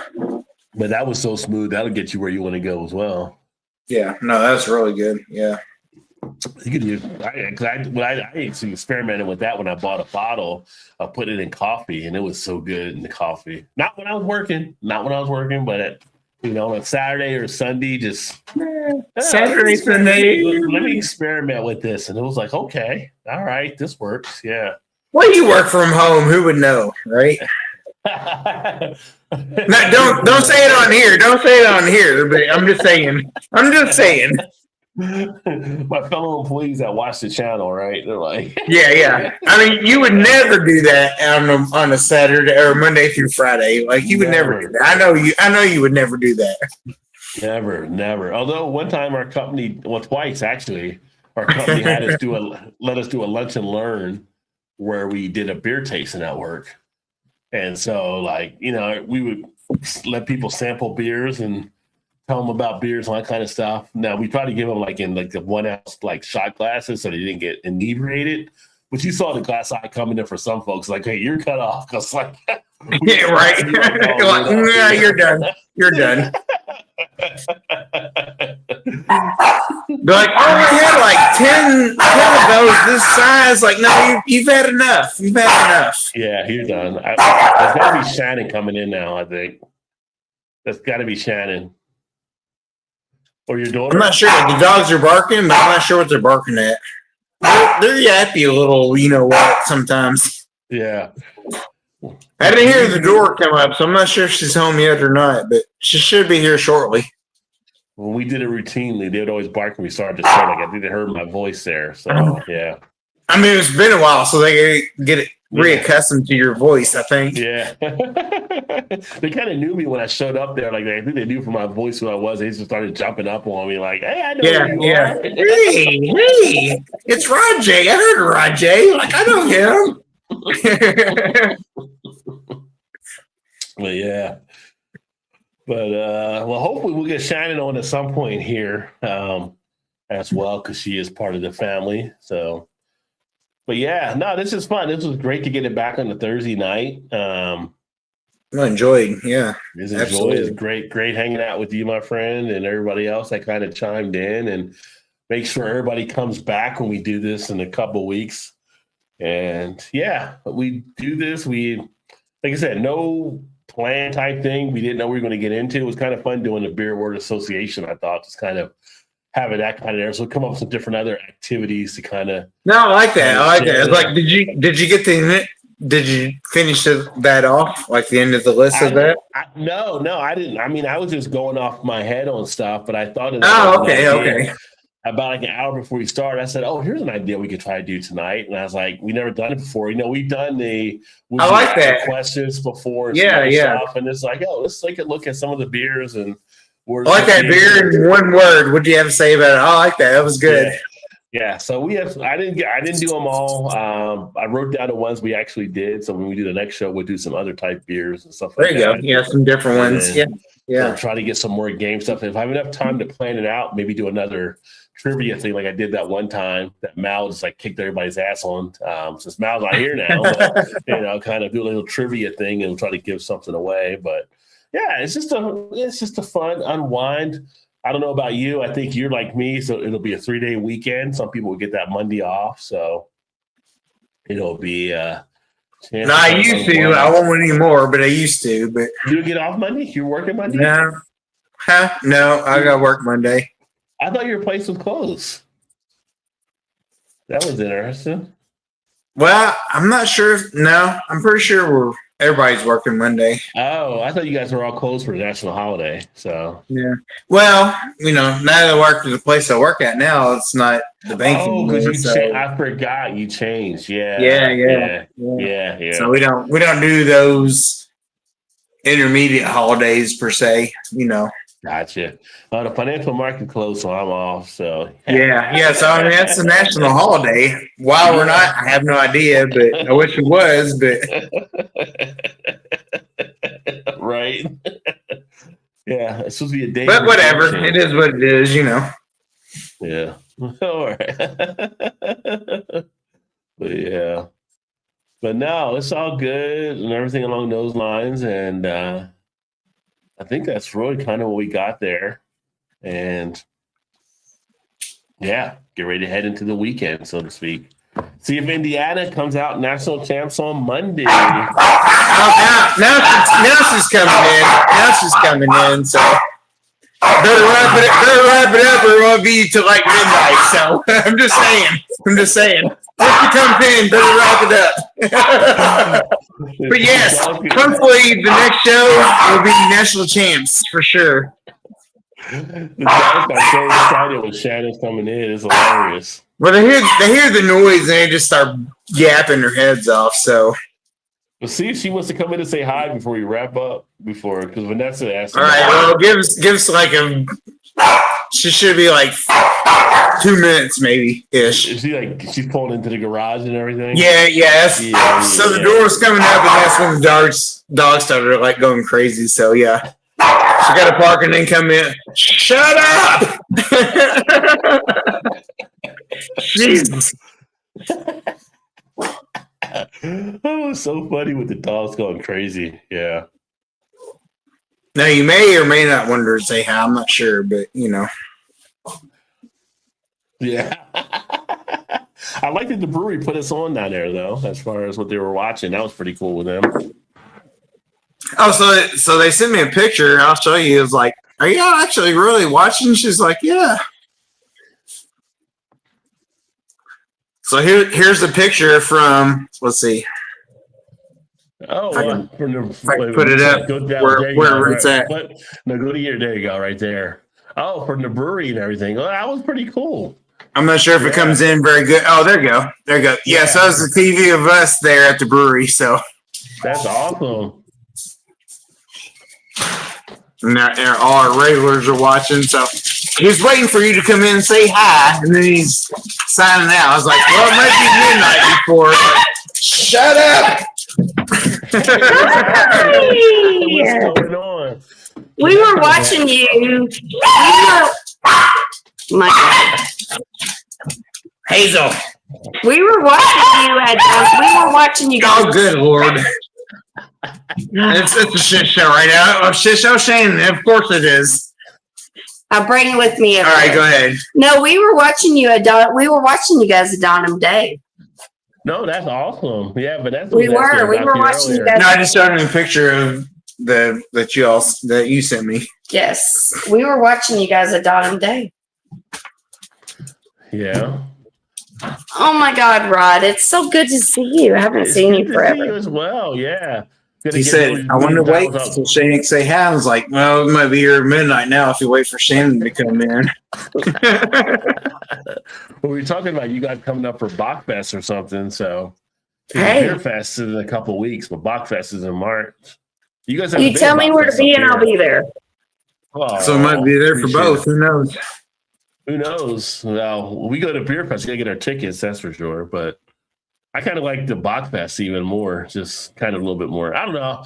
Maybe I'm hitting that stage where it's kind of like, do I want to be in all the crowd like it was at Beer Fest, or kind of just chill like a Bachfest? Because like going down to Louisville last year, the Bachfest was awesome. It was just like relaxed, we had a fun time. It wasn't a lot of people like all over the place. Like, Oh yeah, because Bach means goat. I did remember that. Bach means goat. If I had my druthers, I'd rather come to Bachfest there. But Bachfest is here, though, isn't it? Well, they have Cincinnati's like one of the bigger ones. Yeah, we have a big Bachfest in March. So, and I said if you guys do come up, it'll be the weekend before my birthday on that Monday. So it'll be a good time. Yeah. So, and I know you like to hang with Janice on stuff and talk and stuff too. So. I fucking love Janice. Fucking love her. we should try to get Ray down here as well, because they have family in Dayton area, so they might be able to try to get him and Paul to come down. Well, not Ray, Paul's family's down here, but get Ray and Paul to both come down. That would be kind of cool. Yeah. Hey, That'd be awesome. that would be awesome. Would be. So what did you have tonight at the brewery? What did you like? You have your favorite you just kind of stuck with? Or I you mixed it do. up? So, no, I go there and I have this, like, that was one of the places that I was like, one of the first craft beers I liked, and it was called Whittle Moon. Which was like a Belgian kind of like Yeah. Blue Moon type beer. Because Todd got Before, but yeah. Todd got into the beer. craft beer, and It's not there now, but that's no, what but she they used to like. they have one called Agnes's Whittle Sister, and it's like not little, but Whittle. Whittle, Yeah. Agnes's Whittle Sister, Yeah. and it's like I don't know, it's like a wheat beer mixed with another beer that, and I mean it's like 5%. I'm trying to think of what it actually is. It's not a brown ale, but it's kind of not really. I don't know. It's a mix. It's a mix between. They had a Agnes and Whittle Moon, and they mixed it together, and that's beers. It's just like I like my beers, and I know what I like, and they just put it in front of me, and I drink it. There you go. You haven't tried Todd's Porter yet? Oh no, that was real. I have a sweatshirt of. Not my porter, from the porter there. Tugboat. The tugboat. That's not my porter. Well, that is. Oh, actually, I take it back. It is kind of mine, also. You and John. Yeah, that's the beer I brewed with them. Tugboat Porter. Yes, yeah. and they made a sweatshirt out of it, and I have a sweatshirt about it. Oh, that's cool. It's very delicious. For sure. Yeah. There you go. I think last time I talked to Todd, he said you weren't drinking it, so I was curious if you tried it since then. So. No, it is very good, but yeah, I'm like, I know it's not your thing on the porter, but yeah, she's not much of porter. No, but that is a good porter. That is a good porter. Like, yeah, if you said you did. If the beer that I didn't like wasn't there, I would go for that one. There you go. And also, we go there and they have wings, and they were like, they have like a ghost pepper. They have all these different flavors, and I was like, "Can I get the ghost pepper with some barbecue? Like, can you mix that together?" And then they did, and it was so good. They made that a flavor. No, the other night, yeah, they made it a flavor, and it was called Fallout. The Fallout wings. Oh, okay. Fallout wings. Because the ghost pepper is a little too much, but then if you cut it with the barbecue sauce, it's perfect. That's right. Yeah, and they were good. They were good. Yeah, I mean, yeah, it was delicious. Yeah. Just when you come back down, we'll have to do like a live hangout at the brewery there. No, we were watching you guys on the TV when we were there. No, I know. You sent me a picture of it. Oh, you may do like a live thing actually there. Do something from the brewery. That'd be cool, yeah. Or just that be live. We can just do a shoot or something and do the wings and do some beers and. Yeah, we were watching y'all. The pizza's really good.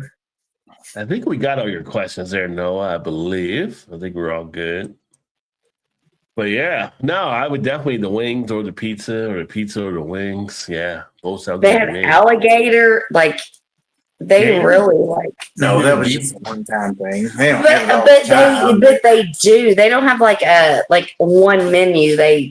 No, that was for the football game. Okay. I'm not saying they had alligator all the time, but they switched the menu. Were they playing the Gators?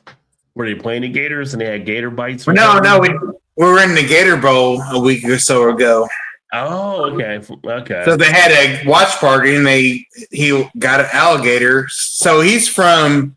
And then we had duck. He's from Louisiana originally. Oh, okay. And one of our butcher shops around here, the guy that owns it is also from Louisiana. So they got together and they had an alligator shipped up here to serve for the Gator Bowl. Yeah, I've had some gator before. All right. That was good. I didn't eat any of it. Well, of course, you don't eat anything, so. Hey, but Rod, since the last time we talked, I am so into fishing. Really? Yes. We bought fishing kayaks, and I take my fishing kayak, sit on top fishing kayaks, and, I'm up during the week, and Todd's not, and I will take my fishing kayak. And we've only had them since like November, September, right? But I will go off into like an hour away and find little lakes to go fishing. Well, really? Okay. You haven't really yet, but you do. You have. Okay.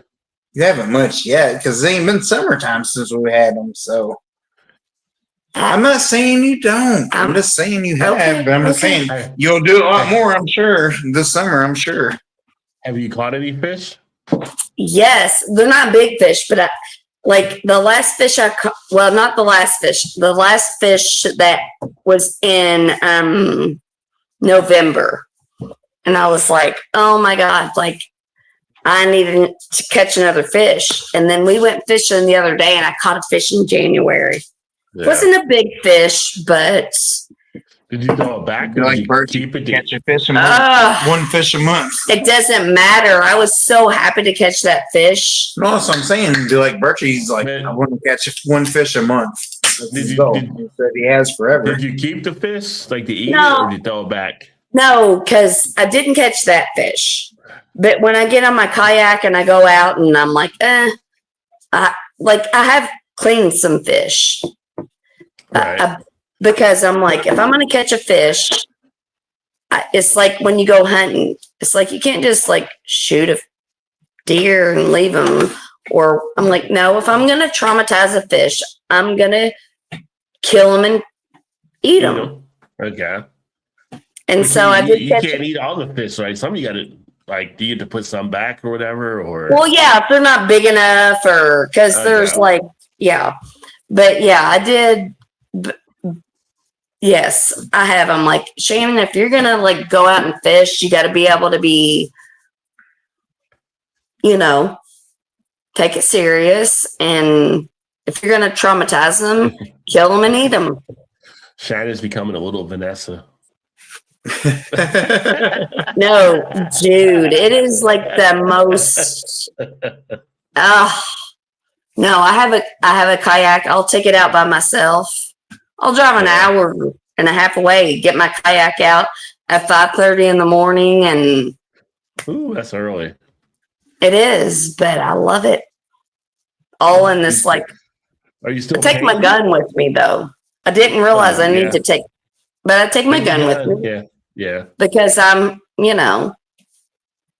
But yes, but I hadn't touched a fish since November. And then we did the other day. I know, that's what I'm saying. Okay. And then we went fishing on Monday and I caught a fish and I was like, oh my God, I was so happy. Caught Are a you, fish. are you still painting? Am I what? Painting? Are you still painting? No, no, I'm on the No? fishing now. The painting She phase? talked is about the getting back fishing? into it, but we'll see. I have all the supplies, but the fish. That was so It's all about the yesterday, fish Rod. right That now. was so yesterday. No, I really have been thinking about getting back into the painting though. Yeah. Well, you know, a lot of things you can do. So she's just working all of her talents. Well, they're Yeah, not. right. They're not talents. They're Interests. interests. They're interests. Yes. There you go. Yeah. Nothing wrong with that. I just move on. I move on. I'm like, well, this was fun for a little bit. Now I'll move on to something else. No ass. How old are we? We're all Gen X. We'll say that. So there you go. So Yeah. we're older. There you go. There you Gonna hop off. Yeah, glad you jumped on, and make sure you subscribe. Catch some of the other stuff. Hungry, you need to make a spam sandwich. Yes, And fried that's a- spam, fried up. and that's a Weilers with it. We talked about struggle foods earlier, Shannon. Struggle. I don't know if you've seen us talking about struggle foods. We were talking about struggle foods earlier. Did you bring up fried bologna? Because I bet you brought up fried bologna. Fried bologna. We mentioned it, but but not as a struggle food. not as short food. You just mentioned but it it. did come up. Yeah, Those are delicacies, so you know. fried bologna is a tradition. It's part of the channel now. I mean, Right? It's totally part of the channel. I mean, for it's here on only out. struggle if you have electricity. And is it really struggle if you have electricity? I mean, if you can't get anything else, I guess it is. I mean, we talked about people's favorite struggle foods and least favorite struggle foods earlier. Yeah, So- if you'd have been here, you'd have seen it. No, so. we were watching you guys. And even someone even mentioned a favorite that Todd said, Shannon. Now you're talking Shannon's language. We're talking about grilled cheese. Oh my God, I want to With go. a tomato. We don't have any American cheese though, do we? Why's it gotta be American? You can't Because I go- know, right? That's right. That's been Because that's struggle. That's If we have mozzarella or some fancy cheese, that's it's not cheddar struggle. cheese. You can't go cheddar. You can't go Swiss. You're right, right. It's not the American. same. Might be better. It's not the same. It's always better with cheddar, is what they say, right? Or American cheese. I never thought Shannon would segregate cheeses. Just saying. I don't even You like don't even cheese. cheese. Yes. I'm not Yeah. a cheese person. So quit being a snob about cheese. You don't even care. Okay, I'm being a snob when I want American cheese. I'm being so snobby. I mean, if you're pinpointing it out, it kind of is. American cheese I is mean, it so kind of snobby. is. No, I'm just saying if you're actually asking for it, then it kind of is. Maybe I'm just a low class bitch I'm not saying that, but because I don't want that. or I'm denying that either. But you know, I don't want none of them fancy cheeses. I want. American cheese. You they American say cheese. American's not fancy. No, it's not fucking American cheese is not fancy. Shannon is like, if you're not American cheese, then get the fuck off my sandwich. Right? I mean, What about some Kobe Jack instead? oh, I do like some Colby Jack, but not Oh, on an I like American. Colby Jack. Not on a grilled cheese. Really? Yeah, no. Cheddar. I thought cheddar would be fine on a grilled cheese. Extra Colby sharp. Jack. Right, right. Who's talking bougie now? Who's talking bougie Extra now? sharp cheddar. Extra sharp. Yo, see, I like. Yeah, see, Hey. now you're talking. Now you're I talking. love that you guys have. Kick it up a notch. Just kick You it got up. no- you a got- notch. you got Just no kick love I it for up. love Pepper that you Jack? guys have that. You got no love for pepper jack on its grilled cheese? Pepper That's jack. good too. Bring the No, that's spice. good too. Hey, I'll take any cheese grilled. I don't care what it is. Yeah, Todd would just like take it. Like I'm just like I don't hate Mozzarella, cheese. man. Mozzarella. No, it's too stringy. Not the string cheese. That's mozzarella. For me. Not stringy. For me, it's too stringy. I don't know. I haven't had a grilled cheese sandwich in a long time now, but sometimes they do hit. Now you're gonna go make you one now. Todd makes the best grilled cheese sandwiches. He like gets the bread perfectly like crispy, or he knows exactly the temperature to put the stove on. And grilled cheese is not really that hard. Well, your grilled cheese. Well, thank you. Okay, are better than mine. Yeah, I'm not a very good cook though. I feel my generation had to deal with a lot more shit, and it was a lot more difficult than Gen X. Problem with a lot of Gen X, they were too damn stupid. They could handle what was coming.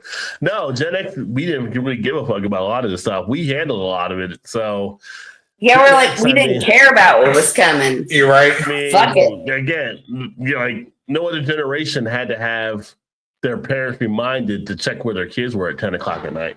You're right. Gen X was just doing shit. We were out there just nobody else had a commercial that said, nobody else had a commercial that said, do you know where your kids are?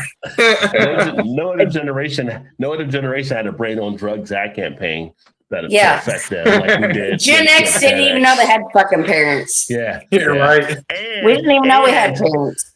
We did all that kind of shit, and we still did the presidential exercises in gym class, which they don't even do anymore. So we were physically fit and did a lot of shit. We were the latchkey kids. We were the latchkey kids, yeah. Yeah. No, we're like, we don't need anybody to take care of us. We'll take care of ourselves.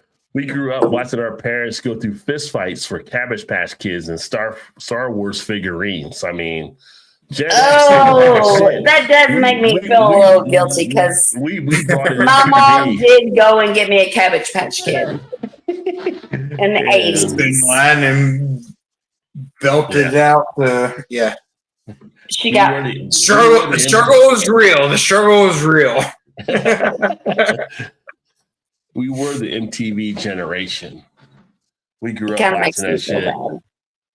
We grew up with actual sitcoms that made you think and actually consider shit. It still made you laugh at the end versus nowadays. Thursday night. Thursday night. We had Who's the Boss, Growing Pains, and something else. Thursday night was Cosby in the 80s. Cosby, yeah. Oh my God. The Cosby show. We had shit like a Friday night, like then turned into what, like Night Court and Cheers, or not Cheers, but Cheers was Thursday night. No, Cheers was Thursday night. Yeah, Cheers Thursday night in the 90s. But that's more the millennial that have friends and stuff. We had like Night Court was show. We had Night Court.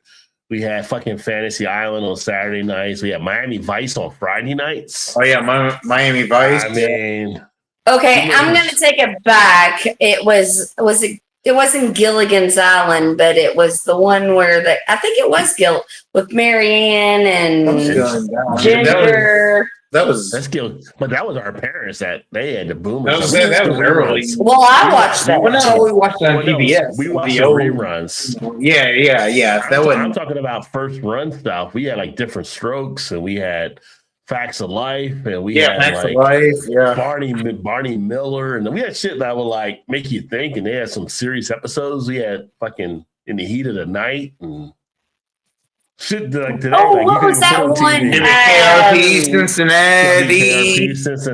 What was the one with Bruce Willis and Sybil Shepherd? It was like Moonlighting. Moonlighting. Yeah, Moonlighting. That was a good one. So I mean, we had a lot, but the shows that we had, it was kind of like we had even Family Matters. We had that, and it was like it had serious tones on some of the shows and stuff. Right? Yeah. Yeah. We had fucking Grammar Rock. Come on. Growing Pains. Just say Growing Pains. Growing Pains. Yeah, but Grammar Rock. Like on Saturday, we were fucking learning shit. We didn't even know we were in school to learn, but. Yeah, right. We knew how to make a bill more than people in actual Congress do nowadays. So back when they had the after school specials, you're like, I can't go home and watch that because it was something special. It's like, oh, okay. Where'd that go to? It's like, we had Conjunction, the Reading Rainbow, Junction, Rainbow, and the Reading Rainbow, and the Reading Rainbow, Electric Company, Mr. Rogers, Sesame Street. I mean, we had a bunch of shit back like nowadays, like Saturday, our Saturday were like 8 to like 11 cartoons. You don't even see that really now. Yes. The cartoons we had like adult like themes in the cartoon stuff too. I mean, we have grew up on fucking Hong Kong Phooey and Underdog. Underdog was getting his hit before he could actually even help anybody. He needed his drug first. I mean, we had Scooby-Doo in the gang. They were blowing weed in the back of the van. Right? Shaggy for sure is like Shaggy was like the number one weed guy. Sure. They were all so fucking high. Why do you think Shaggy and Scooby always had the munchies, you know? Yeah, right. Oh, it's a fucking fact. It's a fact. That damn weed was Right, for sure. Oh, shit. It's like, oh, it was Scooby snacks. Like, oh yes, Scooby snacks. Oh my goodness! Yeah, we had a lot of stuff happening. So yeah, Gen X was a fun time to actually grow up. Then we come. Oh yeah, it's got a 30-second delay because we usually get a lot of comments in, and I can't keep up with them all if it doesn't have the delay on there. So that's the reason. It's not deleted. It's just got to give it a second so we can try to get to them and everything. Catch up to them, yeah. Got to catch up to it. Yeah, but Gen X always had a lot of that shit. And then we had like shit on TV that was just like, you know, growing up watching fucking Salem's Lot and The Shining and The Exorcist later. Like just shit like, you know, we were kind of tormented. But yeah, we had the 10 o'clock, do you know where your kids are commercial. And recreational style, we had the fucking wheel of death because we had the merry-go wheel that was on. We had the merry-go wheel that was on concrete, and you would spin that shit as fast as you could, and kids would see if they could hang on and go flying. Yeah, right. If they didn't hang on, they got all messed up, and they had to go home and explain to their parents. You know, so you're like, oh, that's your fault. That's your fault. Just see you get out of this one. They're like, I told you not to do that. Our jungle gyms weren't made on grass; they were made on asphalt. So if you fell off, you busted your head open, and asphalt, rock, whatever. Like, yeah. And we were told, walk it off. Our generation was the walk it off generation. Rub some dirt on it. No, they didn't even tell us. They didn't even know it was happening. We just knew. It was like nobody's paying attention to us, so let's walk it off. Yeah. Nobody told us to walk it off. We were like, hey, we can. Kids nowadays get the sanitizer on their hands. Shit, we were out there playing in the creek back in the day. You're right. Oh, I love the creek. I'll wipe it off in the creek. Yeah. I miss the creek so much. With all the little crawdads, and I miss the creek. Yeah. So Gen X was into a lot of shit back then. And we have the memories that say, you know what? I'm surprised I survived that night. That's what we had from Gen X. Like every Gen X kid pretty much has a memory where they said, I'm surprised we survived that night. Listen, the only thing I'm surprised I survived was when I used to go tell my parents that I was going to spend the night with my friend, and then I'd go to the truck stop with my friend, and then we would hang out and watch the movies in the truck stop movie room. And it's like I should have totally been kidnapped and raped and sex trafficked. But I wasn't. I thought about that shit then, though, so. Yeah. Yeah, you get a lot of stuff out on the farms and stuff for sure. But yeah, it was, you know, growing up as a Gen X kid, we had a lot of fun there too. Yeah, you were born in the 90s. It's, you know, all generations have their kind of stuff, but I just think we had so many different things that happened. It's kind of like, I feel like we had the best one. We didn't have to really worry about like a lot of shit, like our parents, like a nuclear bomb and all kinds of shit like that. We didn't have to worry about a lot of other stuff that happened. Like we had to break in the whole thing. Nowadays, you got other shit. Other generations have other stuff they're dealing with, but it's kind of like we came through at that right point in time. Yeah, the generation now it's like, oh, okay, I'm so sorry you're gonna lose internet connection. Yeah. Like when we like the shit we had to worry about that we didn't know we had to worry about. Like, well, we were joking earlier. I don't know if you saw it or not, but I watched a video and the guy was talking about like I don't understand the generation of nowadays, like about the internet bullying. They're like, oh, somebody's bullying you in your keyboard. We'll turn the computer off. You know, somebody doing. Back then when we got bullied, you couldn't really escape a punch. You couldn't escape it. Like we were it's actually like beat their ass or right. bullied. Yeah. Beat their ass or get bullied. Yeah. So it was a different time for sure. We had to sit through the trauma of Challenger exploding. Did you And ever every get teacher- bullied, and Rob? and every teacher not knowing what to say when the Challenger exploded back in the Right. 80s. I don't think you ever got bullied. Oh yeah. I did when I was like on the football team and stuff. Like we had like a bullying type thing. I mean, it was kind of like an initiation. I got it happens. bullied. Yeah. I got bullied. I think, back then it was just kind of one of those. I didn't get bullied a lot or whatever, but it does happen where it's part of growing up and stuff. So that's why it's like our generation is like only to beat a bully to knock the bully down, and now generations are like, well, you just have to walk away from. No, you got to handle the situation. Is what we look at. Like you got to stand up and take your stand. Yeah. Because my mom was like, if somebody bullies you, you fucking stand up for yourself. You fucking push their lights out. Yeah. And I'm like, I just didn't have it. And it's just something I couldn't do it. Yeah. I mean, now I could, but back then I was like, I'm like, yeah, fucking bully me now. Like, yeah. I'm like, you see some of the younger people come over and like, they talk to them like, "What are we going to eat?" Blah blah blah. Like I had some of the friends that have kids, and I'm like, "How old's your kid? Like, tell them to go in there and fucking make something." Like we were there, like we came in, we were hungry. Your mom like, "We'll go in the kitchen and put something in the microwave, put something on the stove. You go make something." You're like, 10 years old, figure it out. They're doing their shit or whatever. It don't take a lot of sense to boil a hot dog. You're right. Right. True, very true. Or just take out a package and eat it. You don't have to cook it; just eat it like it is. Yeah, once microwaves were out, pop in a hot pocket. You could do other shit like it wasn't hard. Yeah, it wasn't hard. Generation, it was like we got kicked out in summertime at the time the sun came up and couldn't come back into the time the sun went down. Yeah, like, be home by the time the street lights came on. And I'm like, I don't want to come in. I didn't even know I couldn't come inside. I was just like, I left. And I was like, I don't fucking want to come. I mean, not that my house was that bad, but I'm like, I'm having fun. And don't come home until the street lights come on. And then I'm like, fuck. I got to go home now.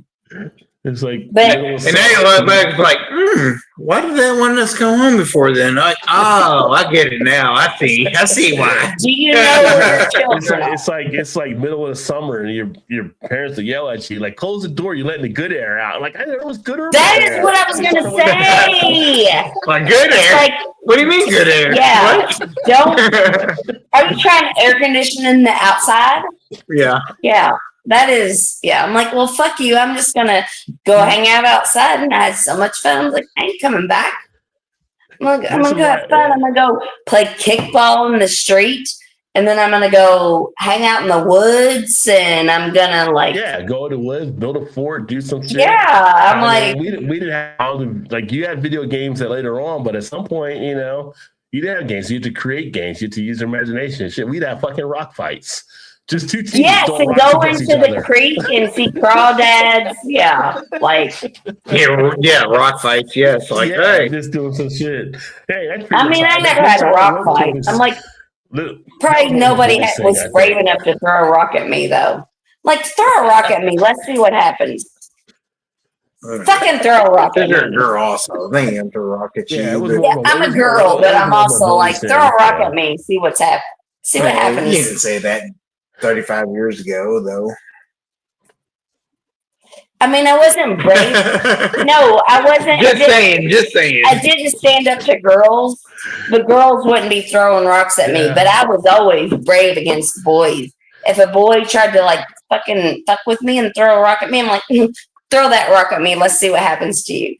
If a girl did, yes. Okay. But I'm saying, all right. I would be weak. Just checking. If a girl did it to me, then I would be different.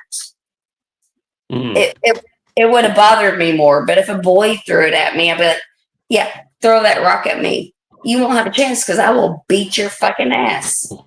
But if a girl did it, then I would have been like, oh, it would have bothered me more. And I wouldn't have been able to stand up to them as much. That's funny. Isn't that fucking crazy? Yeah. But no, it was just a different type of thing. I mean, we go outside and be like, hey, that tree's a high tree. You tie a rope, and all of a sudden you get a rope swing, and it's just like, wasn't the safest structure, but we're like, fuck it, let's go for it. Who cares? Let's just see what happens. It was snap off on somebody, but as long as it wasn't you, you were good with it. Yeah, right. Yes. No, I was always brave against the guy when he tried to fuck with me, but I wasn't so brave against a girl that tried to fuck with me. Isn't that crazy? Yeah, I guess. I mean, not that many. You were solidarity with the girls, I guess. I don't know. I don't No, know. Yeah, right. Who knows? No, I don't know. I just grew up with boys. My whole family was boys. So, but then when a girl tried to like stand up to me or bully me, I would be bullied. I'd let him bully me or do that shit. But if a guy, I'm like, no, sit down, boy. But if a girl did it to me, I was like, This is why we waited for Shannon. So yeah, I'm going. Yeah, okay, maybe. I'm still gonna call bullshit, but maybe it was. So no, Todd, is it bullshit? You don't think I'd stand up to boys, or is it bullshit that you think I'd stand up to girl, or I couldn't stand up to girls, or is it bullshit that I couldn't stand up to either one? Yes. You don't think I could stand up? all the above. You don't think I could stand I don't know how you was when you were a No, kid. I know you I have don't. no idea. I know you don't, but I don't know. I don't know. I had such a You might have been a little Billy Badass. You might have stood up and whatever. no. I wasn't a Billy Badass. Well, you just talked like you was. So I could stand up to the boys, but I couldn't stand up to the girls. Shannon get hit with a girl, she'd be like, no problem. But she get hit with a boy. that's on. Yeah. Undertaker like coming through right now. Like, oh shit. But isn't that crazy? You done barked up the wrong tree here now. No, it's like if a guy tried to bully me, I would put him in his place. But if a girl bullied me, then I would feel like I would let them bully me. Like the Undertaker, that is She's talking about that power, that energy. Yes. Isn't that crazy though? You know it totally is for sure. Because I'm like, if a guy tried to fuck with me, I'm like, no, you sit your fucking ass down. Yeah. Shannon, like, you Dang like it. a tree Hey, maker. Freaking dogs. Calm down. Blake's fucking with Winston's. We have this young Go dog. calm your dogs down, damn it. Oh, my dogs. Hey, it's okay. Shannon. Oh my God, nobody asked. Jesus Christ, here we go. Never had the problem all night. No. Not really. I mean, we did, but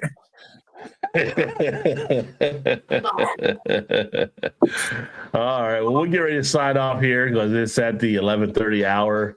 We went a little longer than we expected, but trying to keep it respectable because we started a little bit later. So don't we always though? yeah, technology got us off to a slow start, but True, very true. Yes. yeah.